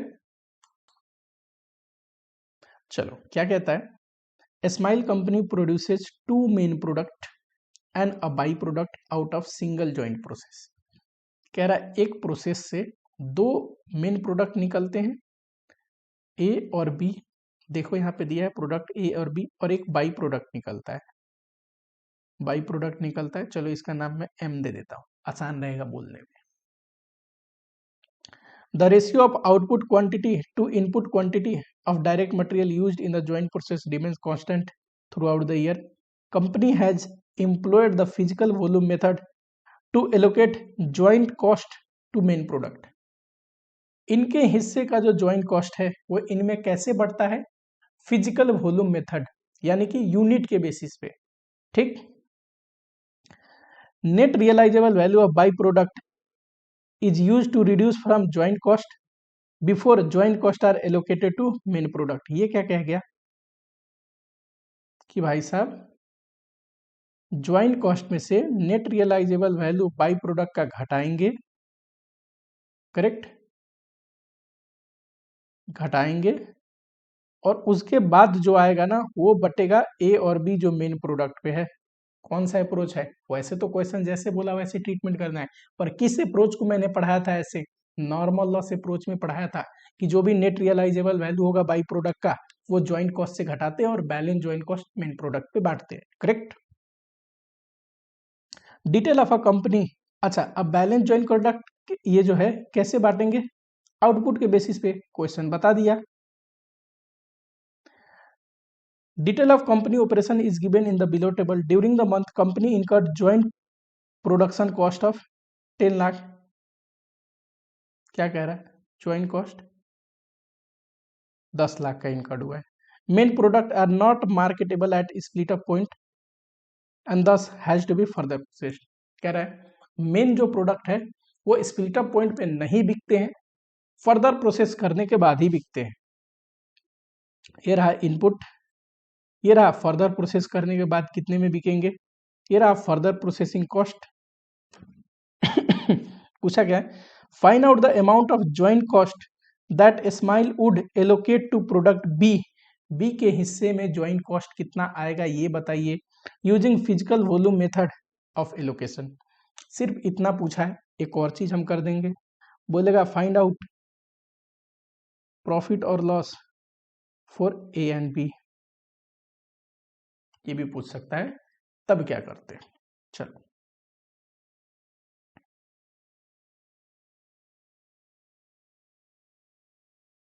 इसको मैं कॉपी कर लेता हूं, क्योंकि ये हमारी कहानी है तो हमारे साथ ही चलेगी।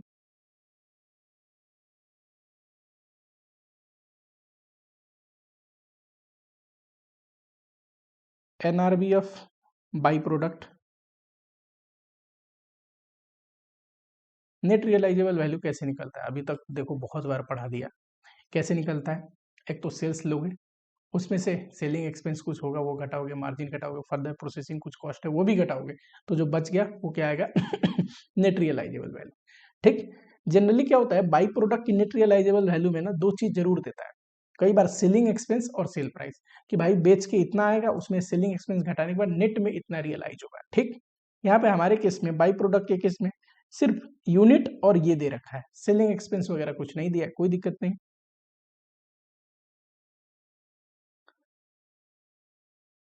सेल्स, अच्छा नेट रियलाइजेबल वैल्यू में कुछ दिया ही नहीं है, तो जो दिया है ना 50,000 इंटू 5 यही आएगा नेट रियलाइजेबल वैल्यू। सीधा लिख लो 50,000 इंटू 5। ठीक। दूसरा बैलेंस ज्वाइंट कॉस्ट। अब टोटल ज्वाइंट कॉस्ट है 10 लाख, उसमें से 2.5 लाख तो रियलाइज होके घट गया, तो बच गए 7,50,000। इसको बांटने ए और बी में किस रेशियो में? बताओ फटाफट से, क्वेश्चन बोल रखा है फिजिकल इनपुट के बेसिस में। तो joint cost apportionment,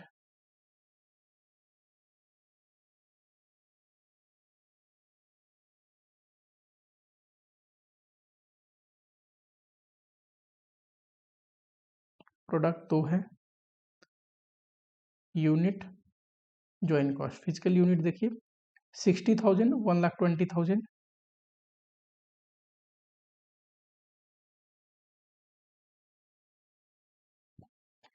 join cost balance join cost है कितना 7,50,000। इतने आसान तरीके से पढ़ा रहा हूं बताओ, कॉस्टिंग आप लोगों को मुश्किल लगना नहीं चाहिए।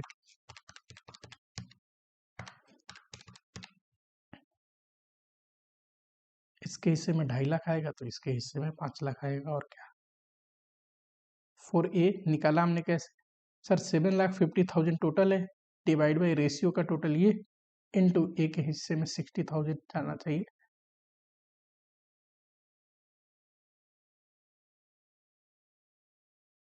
देखो पूछा हमें क्या था कि ज्वाइन कॉस्ट का कितना हिस्सा बी के हिस्से में आएगा, दैट इज 5 लाख, इतना ही पूछा था। प्रॉफिट लॉस पूछता तो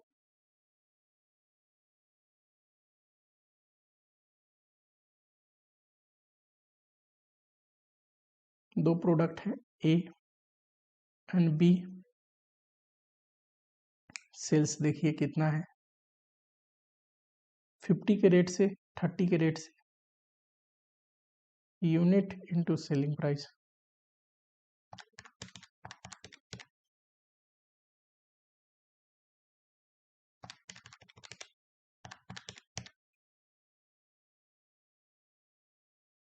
इसमें से लेस करेंगे फर्दर प्रोसेसिंग कॉस्ट, लेस करेंगे ज्वाइन कॉस्ट, तो प्रॉफिट आ जाएगा।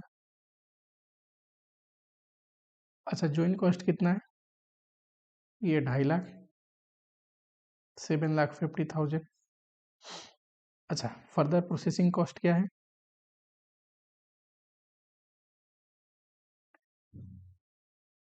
ये रहा। देखो 10 have to be process further लिखा है ना, और प्रोसेस कॉस्ट ये रहा 2 लाख 3 लाख, तो ये फर्दर प्रोसेसिंग कॉस्ट मानेंगे इसको। इतना थोड़ी ना प्रॉफिट आता है एक प्रोडक्ट में, खैर प्रॉफिट निकालने को बोला भी नहीं है।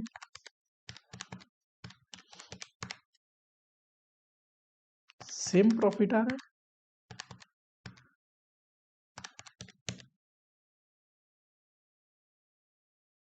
चलो अगला क्वेश्चन देखो।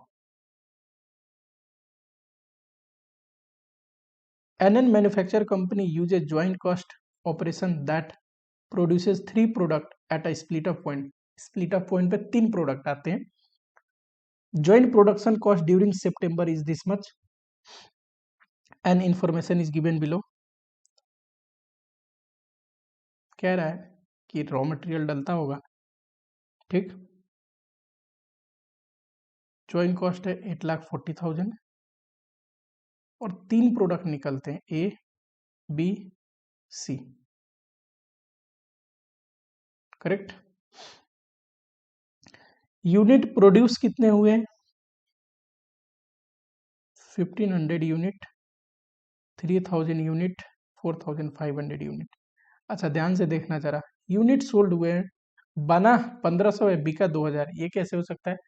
ऐसा भी हो सकता है कि पिछले महीने में बिका नहीं था, वो यूनिट बचे थे, लेकिन ध्यान देना हमें ये जो ज्वाइन कॉस्ट है ये सितंबर का है, तो सितंबर में जितने बने थे ये यूनिट 1500, ये 3000, ये 4500, इतने ही यूनिट की ये कॉस्ट है ना, इसीलिए हमें यूनिट हमेशा यूनिट प्रोड्यूस लेना है अभी, ठीक, जो सितंबर में बने और सितंबर में बिके उसकी एनालिसिस करेंगे, ठीक। अगर पीछे की यूनिट है तो ये बिके तो हैं पर इनका कॉस्ट हमें नहीं पता। मान लो 1500 का तो कॉस्ट निकाल सकता हूं, बचा हुआ 500 यूनिट जो ऑलरेडी एग्जिस्टिंग थे उनका कॉस्ट मुझे नहीं पता, ठीक। तो सेल्स भी अगर कंपेयर करेंगे, सेल्स निकालेंगे, प्रॉफिट निकालेंगे तो 1500 यूनिट का निकालेंगे, क्यों, क्योंकि कॉस्ट हमें 1500 यूनिट का पता है। सेल प्राइस बताओ, एट स्प्लिट ऑफ 100 है, आफ्टर फर्दर प्रोसेसिंग 150 है, कह रहा है ए का यहां पे 100 है, फर्दर प्रोसेसिंग हो गई 150, बी और सी इनका तो स्प्लिट अप पे है ही नहीं, यानी कि ये यहाँ बिकते नहीं होंगे, ये फर्दर प्रोसेसिंग होके ही बिकेंगे, एंड इनकी क्या है 175 एंड 50, 175 में ये बिकेगा 50 में। यहाँ पे ये बिकते ही नहीं है, यानी बी और सी को फर्दर प्रोसेसिंग करनी ही पड़ती होगी। लिखा है assume that product C is treated as a by product. उसमें भी मान लीजिए कि प्रोडक्ट सी क्या है, बाई प्रोडक्ट। ठीक, company account for by product at a net realisable value as a reduction of joint cost. कह रहा है बाई प्रोडक्ट का ट्रीटमेंट कंपनी क्या करती है, तो उसका जो एनआरबी है ना, नेट रियलाइजेबल वैल्यू, वो रिड्यूस करती है ज्वाइंट कॉस्ट से। अब बैलेंस ज्वाइंट कॉस्ट जो होता होगा वो बांटते होंगे किस पे, ए और बी पे। कहाँ पे पढ़ा था ऐसा सिस्टम, ये सर हमने पढ़ा था नॉर्मल लॉस अप्रोच में। assume also that product B and C must be processed further before they can be sold। ये तो मैं बोल ही रहा हूँ कि स्प्लिट ऑफ पॉइंट पे ये बिक नहीं सकते दिया है, तो यानी कि इनको प्रोसेस करनी ही पड़ेगी बेचने से पहले, दूसरा कोई उपाय नहीं है। पर ए यहाँ पे भी बेच सकते हैं और प्रोसेस करके भी बेच सकते हैं, तो कहाँ पे बेचना चाहिए देख लेंगे, फर्दर प्रोसेसिंग करनी चाहिए कि नहीं, जहां पे बेहतर हो। अगर फर्दर प्रोसेसिंग करके एडिशनल कमाई हो रही तो प्रोसेस करेंगे, नहीं तो यहीं पे बेच देंगे स्प्लिट अप पॉइंट पे। पर ये दोनों को तो फर्दर प्रोसेसिंग करनी ही पड़ेगी। ठीक है, find out total cost of product A in September if joint cost is based on net realisable value. कह रहा है प्रोडक्ट ए का टोटल कॉस्ट बताइए। टोटल कॉस्ट का मतलब ज्वाइंट कॉस्ट का हिस्सा भी, फर्दर प्रोसेसिंग कॉस्ट का हिस्सा भी। ठीक, अभी तो देखते हैं फर्दर प्रोसेसिंग करेंगे कि नहीं, नहीं करेंगे तो ज्वाइंट कॉस्ट का हिस्सा बस। ठीक, और किस बेसिस पे बांटना है ज्वाइंट कॉस्ट को, नेट रियलाइजेबल वैल्यू के बेसिस पे। चलो इतना अगर आपने लिख लिया तो मैं आपको समझाता हूं। इसको यहां से कॉपी करते हैं,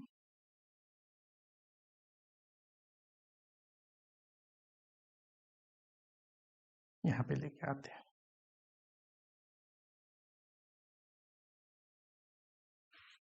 सबसे पहले हम पता है क्या करते हैं, ये जो बाई प्रोडक्ट है ना, इसका नेट रियलाइजेबल वैल्यू निकाल लेते हैं, ज्वाइंट कॉस्ट से घटा देते हैं और देखते हैं कितना ज्वाइंट कॉस्ट है जो ए और बी में बांटने हैं। ठीक number 1, net realisable value of by product C.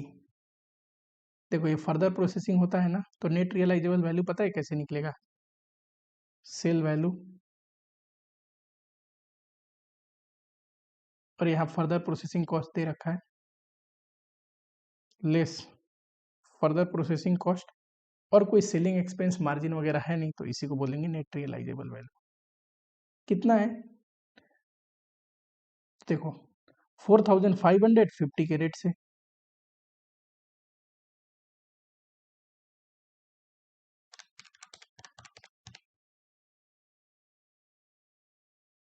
Cost कितना है, 1,50,000।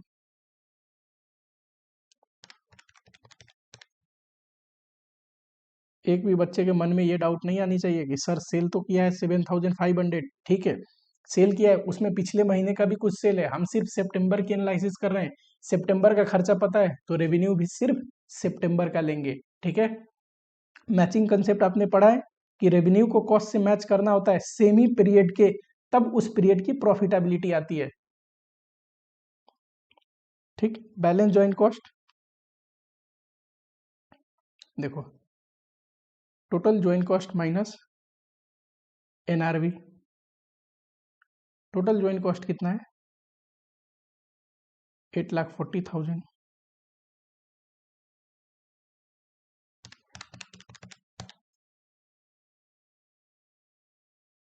इतना है, ये किस में बांटने हैं, ये बांटने हैं ए और बी में। किस रेशियो में, पढ़ो पढ़ो पढ़ो फटाफट से बताओ, based on net realisable value.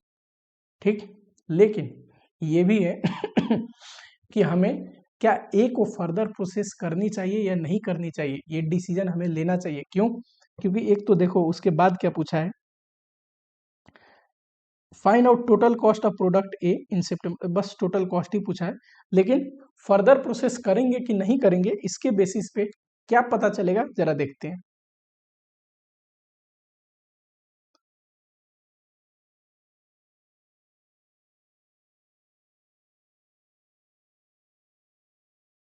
Incremental benefit एक तो तरीका था, देखो सीधा एनआरबी के बेसिस पे आप ए और बी में बांट देते, वो भी तरीका एब्सोल्युटली करेक्ट है, क्योंकि हमें तो बोला ही नहीं फर्दर प्रोसेस करेंगे कि नहीं करेंगे। लेकिन जब भी ऐसा क्वेश्चन पूछता है इंस्टीट्यूट, तो हमेशा इंस्टीट्यूट ये बताता है कि ये और बी और सी ये तो फर्दर प्रोसेस करने ही करने थे, ए करके भी बेच सकते हैं और बिना करे भी, तो ए को करेंगे कि नहीं करेंगे पहले चेक करते हैं ड्यू टू फर्दर प्रोसेसिंग।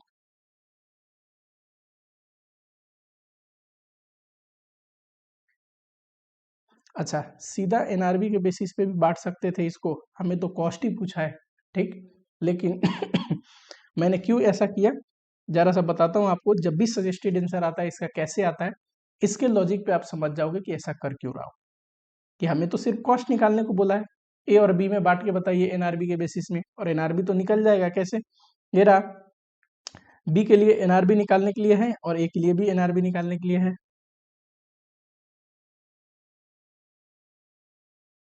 ठीक। अब इंक्रीमेंटल बेनिफिट लिखोगे, इंक्रीमेंटल रेवेन्यू कितना आएगा ए का, देखना। ऐसे तो ये 100 में बिकता है, फर्दर प्रोसेस कर दिया तो 150 में बिकेगा। 150 माइनस 100 ये इंक्रीमेंटल, और कितना क्वांटिटी है 1500, और इसमें से घटाओगे इंक्रीमेंटल कॉस्ट, इंक्रीमेंटल कॉस्ट जिसमें further processing and selling cost आता है। फर्दर प्रोसेसिंग कॉस्ट 1.5 लाख दे रखा है, जरा करिए,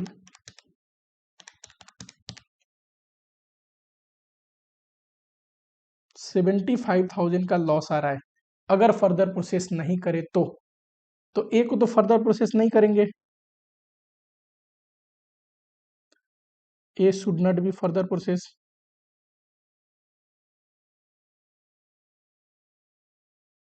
फर्दर प्रोसेस। अब ए को फर्दर प्रोसेस नहीं करेंगे तो ज्वाइंट कॉस्ट अपॉर्शनमेंट जब करना हो ना,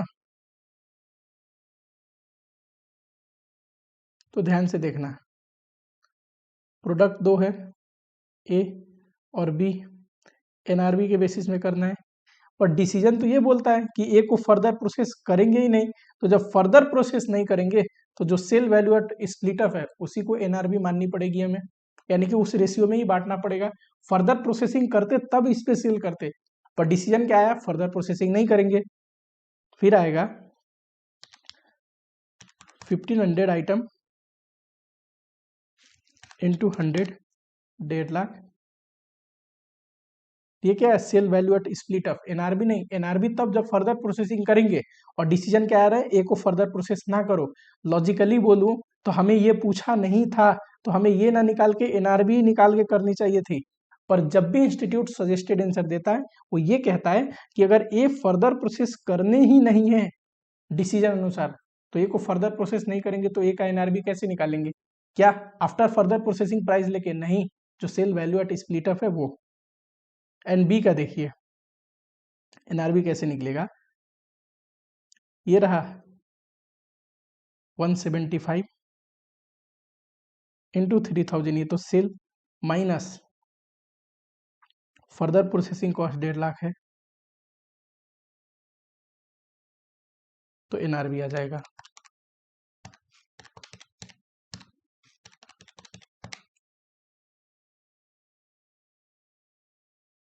टोटल देखो, इसको ना यहाँ पे ले आ लो, टोटल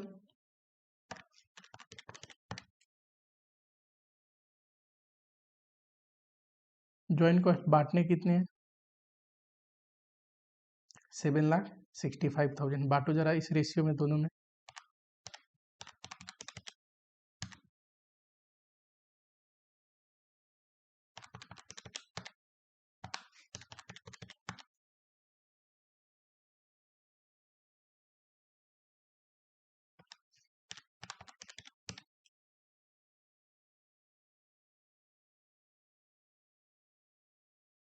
और पूछा क्या है, ए का टोटल कॉस्ट ना, ये रहा ए का टोटल कॉस्ट,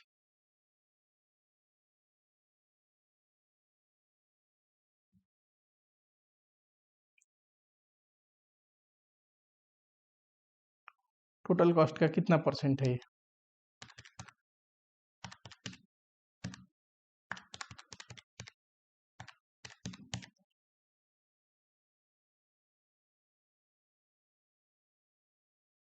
अगर डिसीजन मेकिंग को इन्वॉल्व नहीं करते तब कैसे बढ़ता?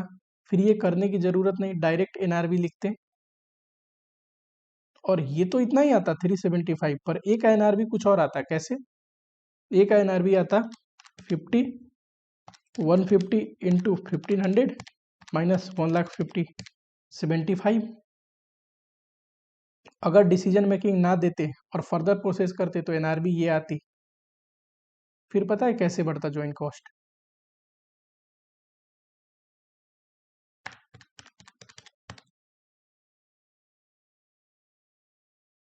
और ज्वाइंट कॉस्ट कैसे कैसे बढ़ता?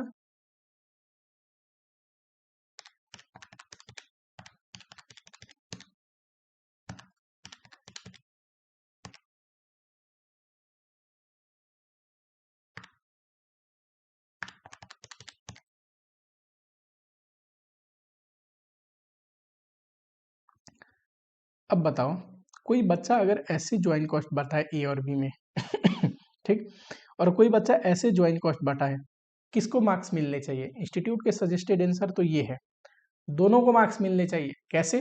अरे हमसे डिसीजन मेकिंग पूछा है क्या? हमसे तो बस बोल रहा है कि आप क्या करो, allocation is based on net realisable value. अगर ऐसा है प्लेन स्टेटमेंट पढ़े तो हम तो नेट रियलाइजेबल वैल्यू के बेसिस में एलोकेशन कर देंगे, जो कि ये है नेट रियलाइजेबल वैल्यू ए और बी का। लेकिन जब डिसीजन लेंगे तब नेट रियलाइजेबल वैल्यू कुछ ऐसा आ जाएगा। क्यों? क्योंकि sale value at split up पे ही बेचना सही रहेगा ए को। ये तब पता चलेगा जब डिसीजन लेंगे। डिसीजन तो पूछा नहीं था, पर इंस्टीट्यूट हमेशा डिसीजन लेके फिर बताता है इसका आंसर। तो आपको ऐसे ही करना है। क्या कर सकते हैं? चलिए,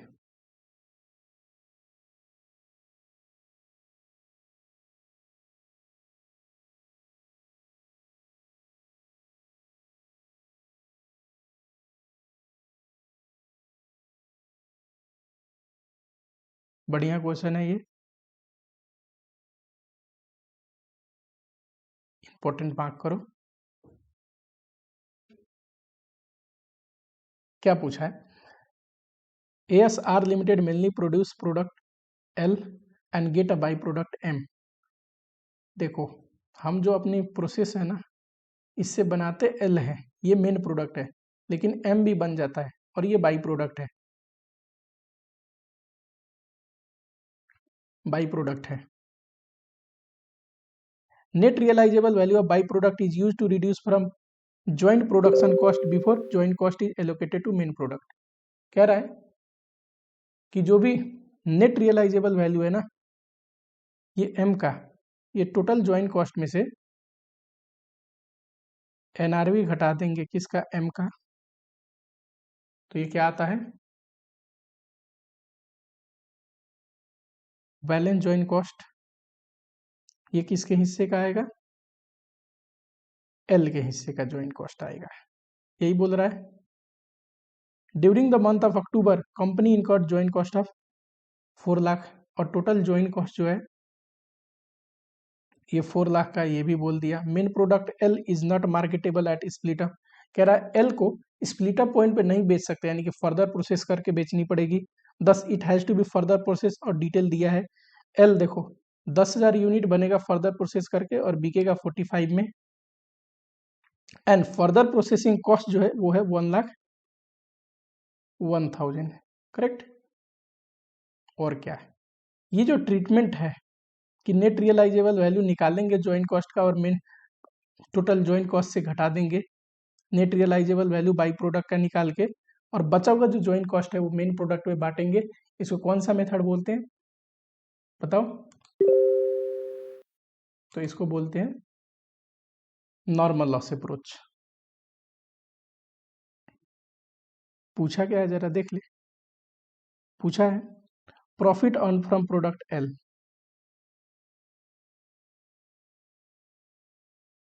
NRB of product M, net realisable value निकालिए। कैसे निकलता है? ये दे रखा है। कोई सेलिंग एक्सपेंस वगैरह होता तो वो भी घटा देते, है नहीं तो क्या करेंगे? 200 इंटू 5 1000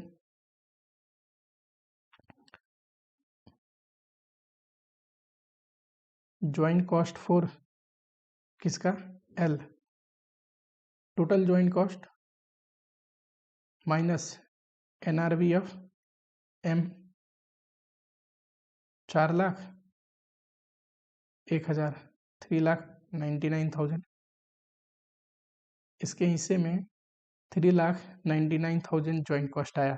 इतना और खर्चा करके इतने में बना के बेचेंगे, ठीक। यहाँ पे ये डिसीजन लेना ही नहीं है कि फर्दर प्रोसेस करनी है कि नहीं। क्यों? बिना फर्दर प्रोसेस करे बिकेगा ही नहीं, तो फर्दर प्रोसेस करके ही बेचेंगे। पूछा क्या है? Profit earn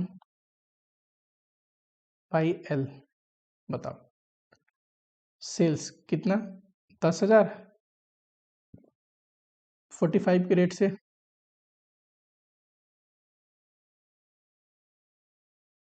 4,50,000 less further processing cost less इसके हिस्से का ज्वाइंट कॉस्ट,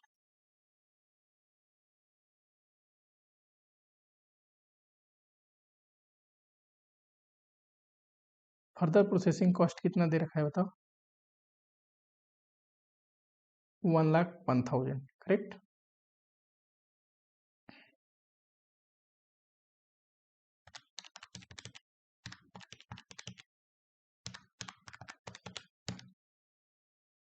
$50,000 क्या आ रहा है? लॉस आ रहा है। 50,000 लॉस आएगा। सेकंड में पूछा सेलिंग प्राइस ऑफ एल बताइए if company wish to earn profit of 1,00,000 from above.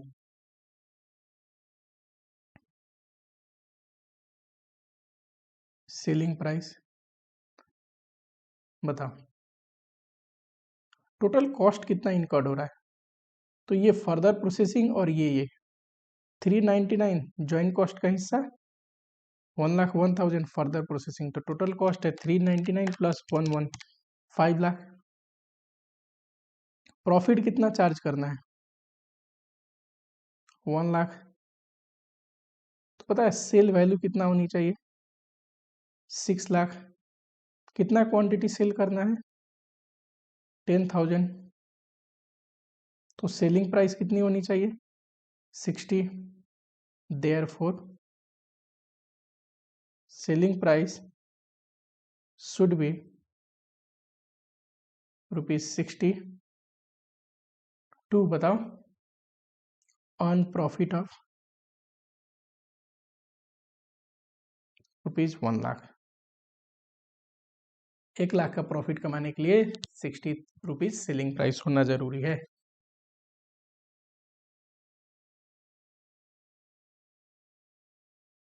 Next question मई 16 का क्वेश्चन है। अच्छा क्वेश्चन है, 8 मार्क्स का, इसलिए क्योंकि मई 16 में ये पुराना जो कोर्स है सीए इंटर, इससे पहले था वो भी नहीं था, उससे पुराना कोर्स था जिसको बोलते थे आईपीसीसी, और आईपीसीसी में जो क्वेश्चन आते थे वो बढ़िया क्वेश्चन आते थे। चलिए जरा, a factory producing article A also produce by product B. हम बनाने क्या जाते हैं? रॉ मटेरियल यूज करते होंगे, बनाते हैं आर्टिकल ए मेन प्रोडक्ट, बन क्या जाता है साथ में बी बाई प्रोडक्ट। और ज्वाइंट कॉस्ट दे रखा है ये प्लस ये 10,000, ज्वाइंट कॉस्ट 10,000 दे रखा है, करेक्ट।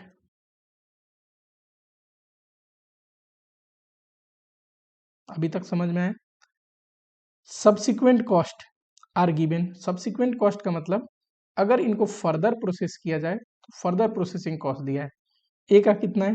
3,000 मटेरियल, इतना लेबर, इतना ये 5,000। और जो बाई प्रोडक्ट है ये भी प्रोसेस हो रहा है, इसका कॉस्ट है 3,000, फर्दर प्रोसेसिंग कॉस्ट 3,000।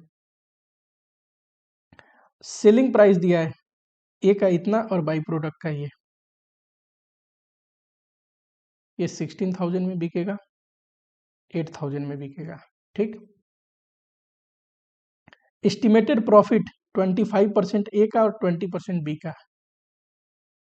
जो प्रॉफिट है ना वो 25% चार्ज करते हैं। हमेशा कुछ ना बोले तो profit is express in terms of sale price, जब तक कि कुछ ना बोले, ठीक है। और इसका 20%। Assume selling and distribution expense are apportioned on in proportion of sale price. Selling and distribution का जो खर्चा है भैया किस रेशियो में है? सेल प्राइस के रेशियो में। So how would you apportion joint cost of manufacturing and prepare statement showing cost of product A and B? ठीक है। ध्यान से देखना, सेलिंग का खर्चा बोल तो दिया पर हमें बताया नहीं कि सेलिंग कॉस्ट कितना है। कोई दिक्कत नहीं, हमें नहीं बताया सेलिंग कॉस्ट कितना है तो हम तो खुद ही चला गए, इसके बताने के लिए वेट थोड़ी ना करेंगे।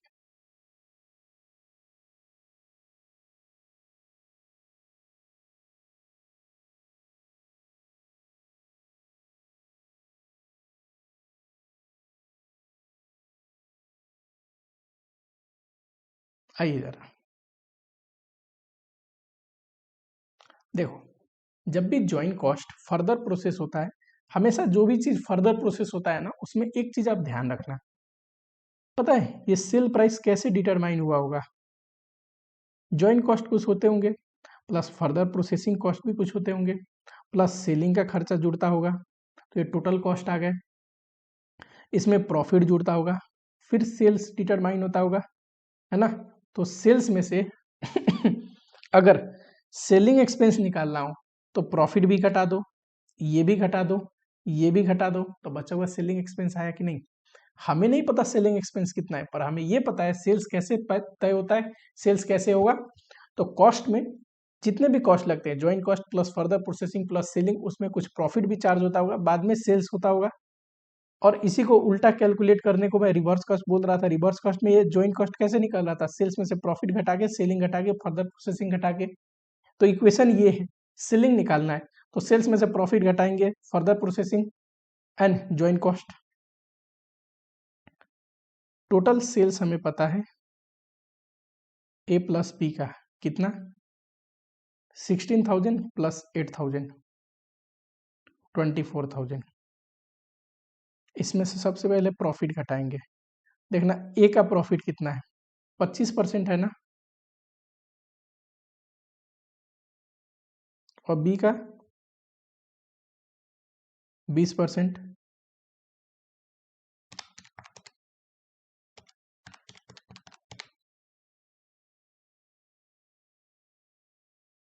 और क्या घटाना है? Further processing cost.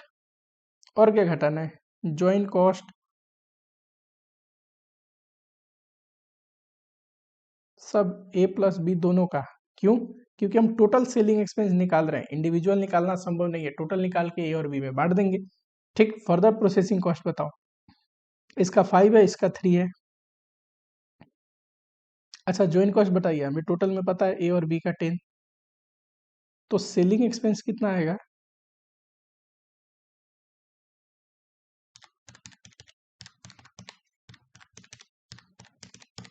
400 आया सेलिंग एक्सपेंस। किस रेशियो में बांटना है ए और बी में? कह रहा था ना सेल्स प्राइस के रेशियो में, ये रहा सेल्स। ठीक, सेल्स प्राइस वर्ड यूज किया है, ध्यान से देखना, सेल्स प्राइस। अब प्रॉब्लम ये है कि हमें सेल्स प्राइस तो नहीं पता, पर हमें सेल्स वैल्यू पता है, तो मानेंगे जिस रेशियो में सेल्स वैल्यू है उसी रेशियो में सेल्स प्राइस भी होगा, ठीक है। तो एक के हिस्से में कितना आएगा? 400। टोटल करोगे तो ये देखो 16 प्लस ये टोटल 24, और ये 16, एक के हिस्से में आएगा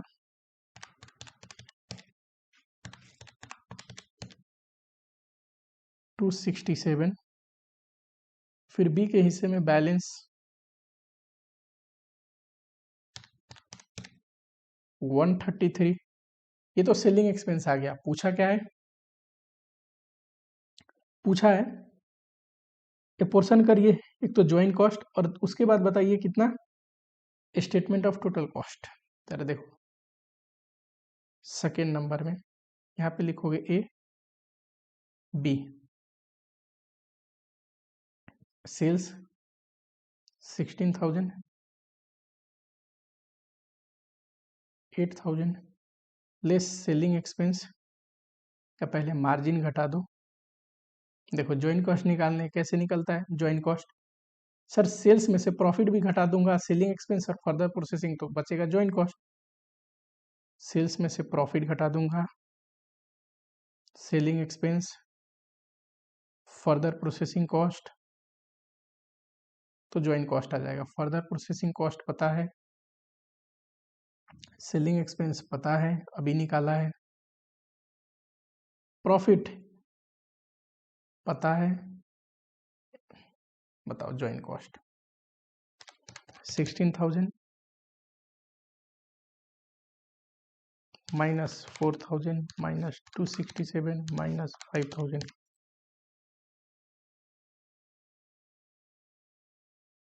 उस केस में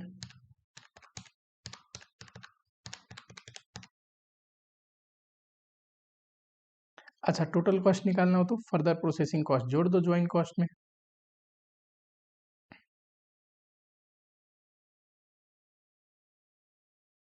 11,733, ठीक। देखिए चलिए ये रहा टोटल कॉस्ट, ठीक है। चलो एक और क्वेश्चन देख लो बढ़िया सा।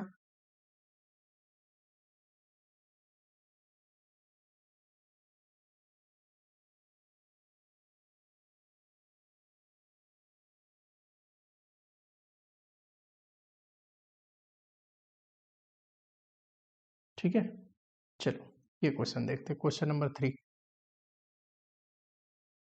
ठीक है। आओ फटाफट से, ठीक है। चलिए जरा फटाफट से करते हैं। A company manufacture one main product M1 and two by product B1 B2। क्या बोलता है कि हम रॉ मटेरियल को जब यूज करते हैं एक प्रोसेस में तो कुछ ज्वाइन कॉस्ट आता होगा, उससे एक मेन प्रोडक्ट निकलता है M1 पर साथ में दो बाई प्रोडक्ट निकल जाते हैं B1 and B2। Following information is available. ये क्या है, total cost up to the separation point, ये ज्वाइन कॉस्ट दे रखा है 2,12,400, इसको ऐसे लिख लो।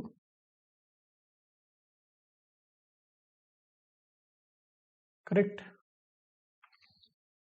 आइए कॉस्ट आफ्टर सेपरेशन एम का नहीं है, यानी कि ये फर्दर प्रोसेस नहीं होता होगा, लेकिन B1 B2 का है। B1 35,000 लगता है, B2 24,000 लगता है, M1 है नहीं तो यानी कि ये फर्दर प्रोसेस नहीं होता होगा। Number of unit produce 4,000, 1,800, 3,000, 4,000, 1,800, 3,000। Selling price ये 100 में बिकता है, और ये तो फर्दर प्रोसेस होते हैं ना, तो उसके बाद 40 में बिकते हैं, 1,800 @ 14, और ये 1,800 फर्दर प्रोसेस होके 30 में बिकता होगा। नेट प्रॉफिट मार्जिन दे रखा है सेल्स का, नेट प्रॉफिट कितना है 20%, नेट प्रॉफिट कितना है 30%। एस्टिमेटेड सेलिंग एक्सपेंस सेल्स का दे रखा है, ठीक है कोई नहीं। ज्वाइन कॉस्ट बताइए। देखो जब भी बाई प्रोडक्ट फर्दर प्रोसेस होता है तो ज्वाइन कॉस्ट कैसे निकालते हैं अभी पढ़ाया हूं, ऐसा मत बोलना कि सर मुझे नहीं पता। बताओ बताओ फटाफट से बताओ। जब भी ज्वाइन कॉस्ट फर्दर प्रोसेस होते हैं तो कैसे ट्रीटमेंट करते हैं, तो मैंने पढ़ा था सबसे पहले रिवर्स कॉस्ट मेथड से, सबसे पहले रिवर्स कॉस्ट मेथड से जो बाई प्रोडक्ट है ना उसका कॉस्ट निकाल लेंगे, फिर टोटल ज्वाइन कॉस्ट में से बाई कॉस्ट का बाई प्रोडक्ट का कॉस्ट घटा देंगे, तो जो बच गया ना वो मेन प्रोडक्ट पे बांटा जाएगा। करेक्ट। चलो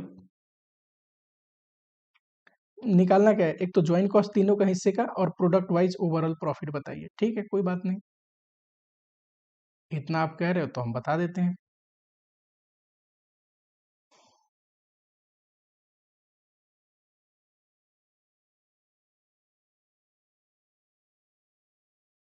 ये है अपना क्वेश्चन,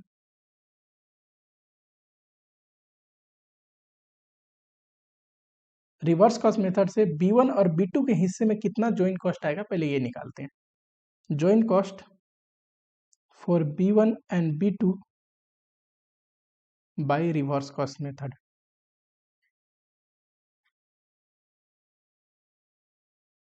और किस लॉजिक पे है ये, देखो जॉइंट कॉस्ट होगा, कुछ फर्दर प्रोसेसिंग कॉस्ट भी लगेगा, फर्दर प्रोसेसिंग कॉस्ट, फिर कुछ सेलिंग एक्सपेंस होगा वो भी जुड़ा होगा, तो टोटल कॉस्ट आए होंगे, फिर उसमें कुछ प्रॉफिट जुड़े होंगे, तब जाके सेल प्राइस तय हुआ होगा इतना। ठीक, अब हमें जॉइंट कॉस्ट निकालना है, तो क्या करेंगे, सेल्स में से प्रॉफिट घटाएंगे, सेलिंग एक्सपेंस घटाएंगे, फर्दर प्रोसेसिंग कॉस्ट घटाएंगे, तो जॉइंट कॉस्ट बच जाएगा। यानी कि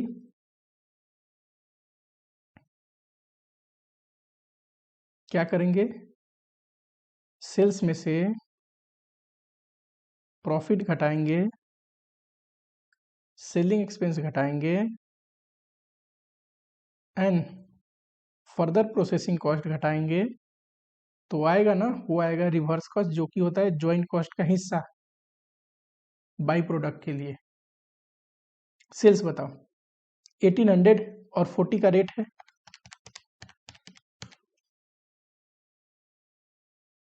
अच्छा, नेट प्रॉफिट पता है 20% है।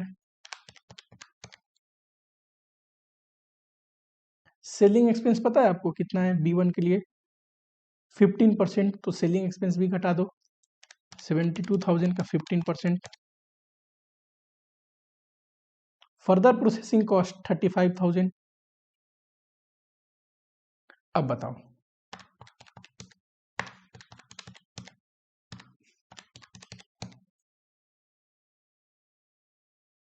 सिमिलरली B2 के लिए देखो, सेल्स क्या है, ये रहा 3000, 3000 into 30, 90,000।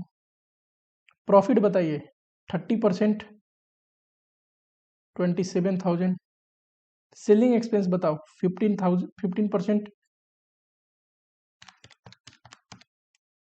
13,500 and processing cost 24,000।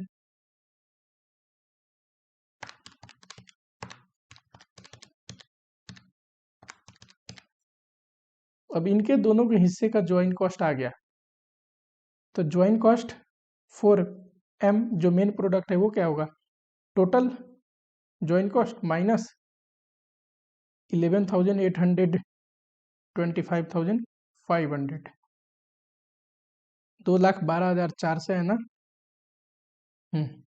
Minus 11,800, 25,500।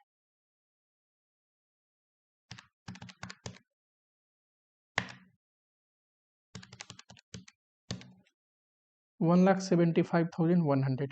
जरा देखिए, ये इसके हिस्से का, ये इसके हिस्से का, ये इसके हिस्से का है, तो हमने ज्वाइंट कॉस्ट तो निकाल दिया। सेकंड में क्या पूछा है, प्रॉफिट निकालो। बताओ प्रॉफिट कैसे निकलता होगा, सेल्स में से सेलिंग एक्सपेंस घटा के, फर्दर प्रोसेसिंग घटा के एंड ज्वाइंट कॉस्ट घटा के, सारे खर्चे घटा दीजिए, सेल्स में से जो बचेगा वही तो प्रॉफिट। ठीक, अगर हमें प्रॉफिटेबिलिटी निकालना हो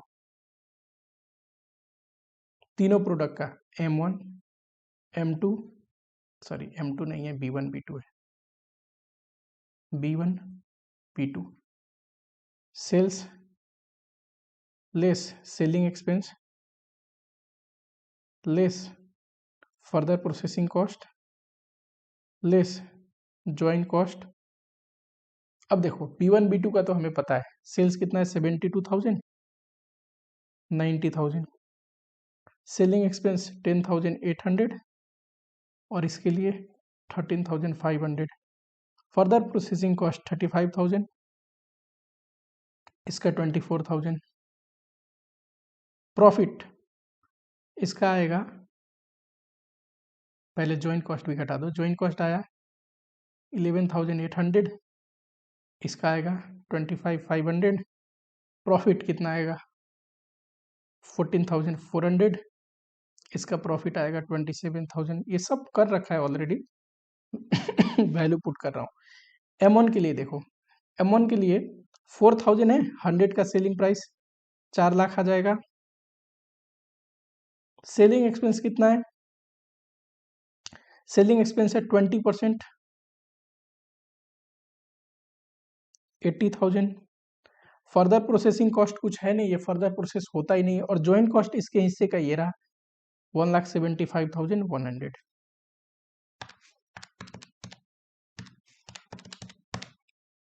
1,44,900। देखो इन दोनों का प्रॉफिट तो ऑलरेडी दे रखा था, उतना ही आएगा। इसका प्रॉफिट 1,44,900 आना चाहिए। अगर टोटल प्रॉफिट बोले तो ये M1 का, ये पहला बाई प्रोडक्ट, दूसरा बाई प्रोडक्ट,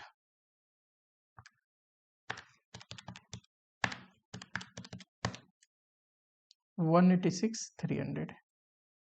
ठीक है, चलिए यहाँ पे ब्रेक लेते हैं। ठीक, बढ़िया से रिवाइज करना है। मिलता हूँ आप लोगों से नेक्स्ट लेक्चर में। टिल चैनल को सब्सक्राइब करना है, वीडियो को एक लाइक कर देना है, कोई डाउट है तो कमेंट बॉक्स में लिखना है। ठीक है, चलो बाय।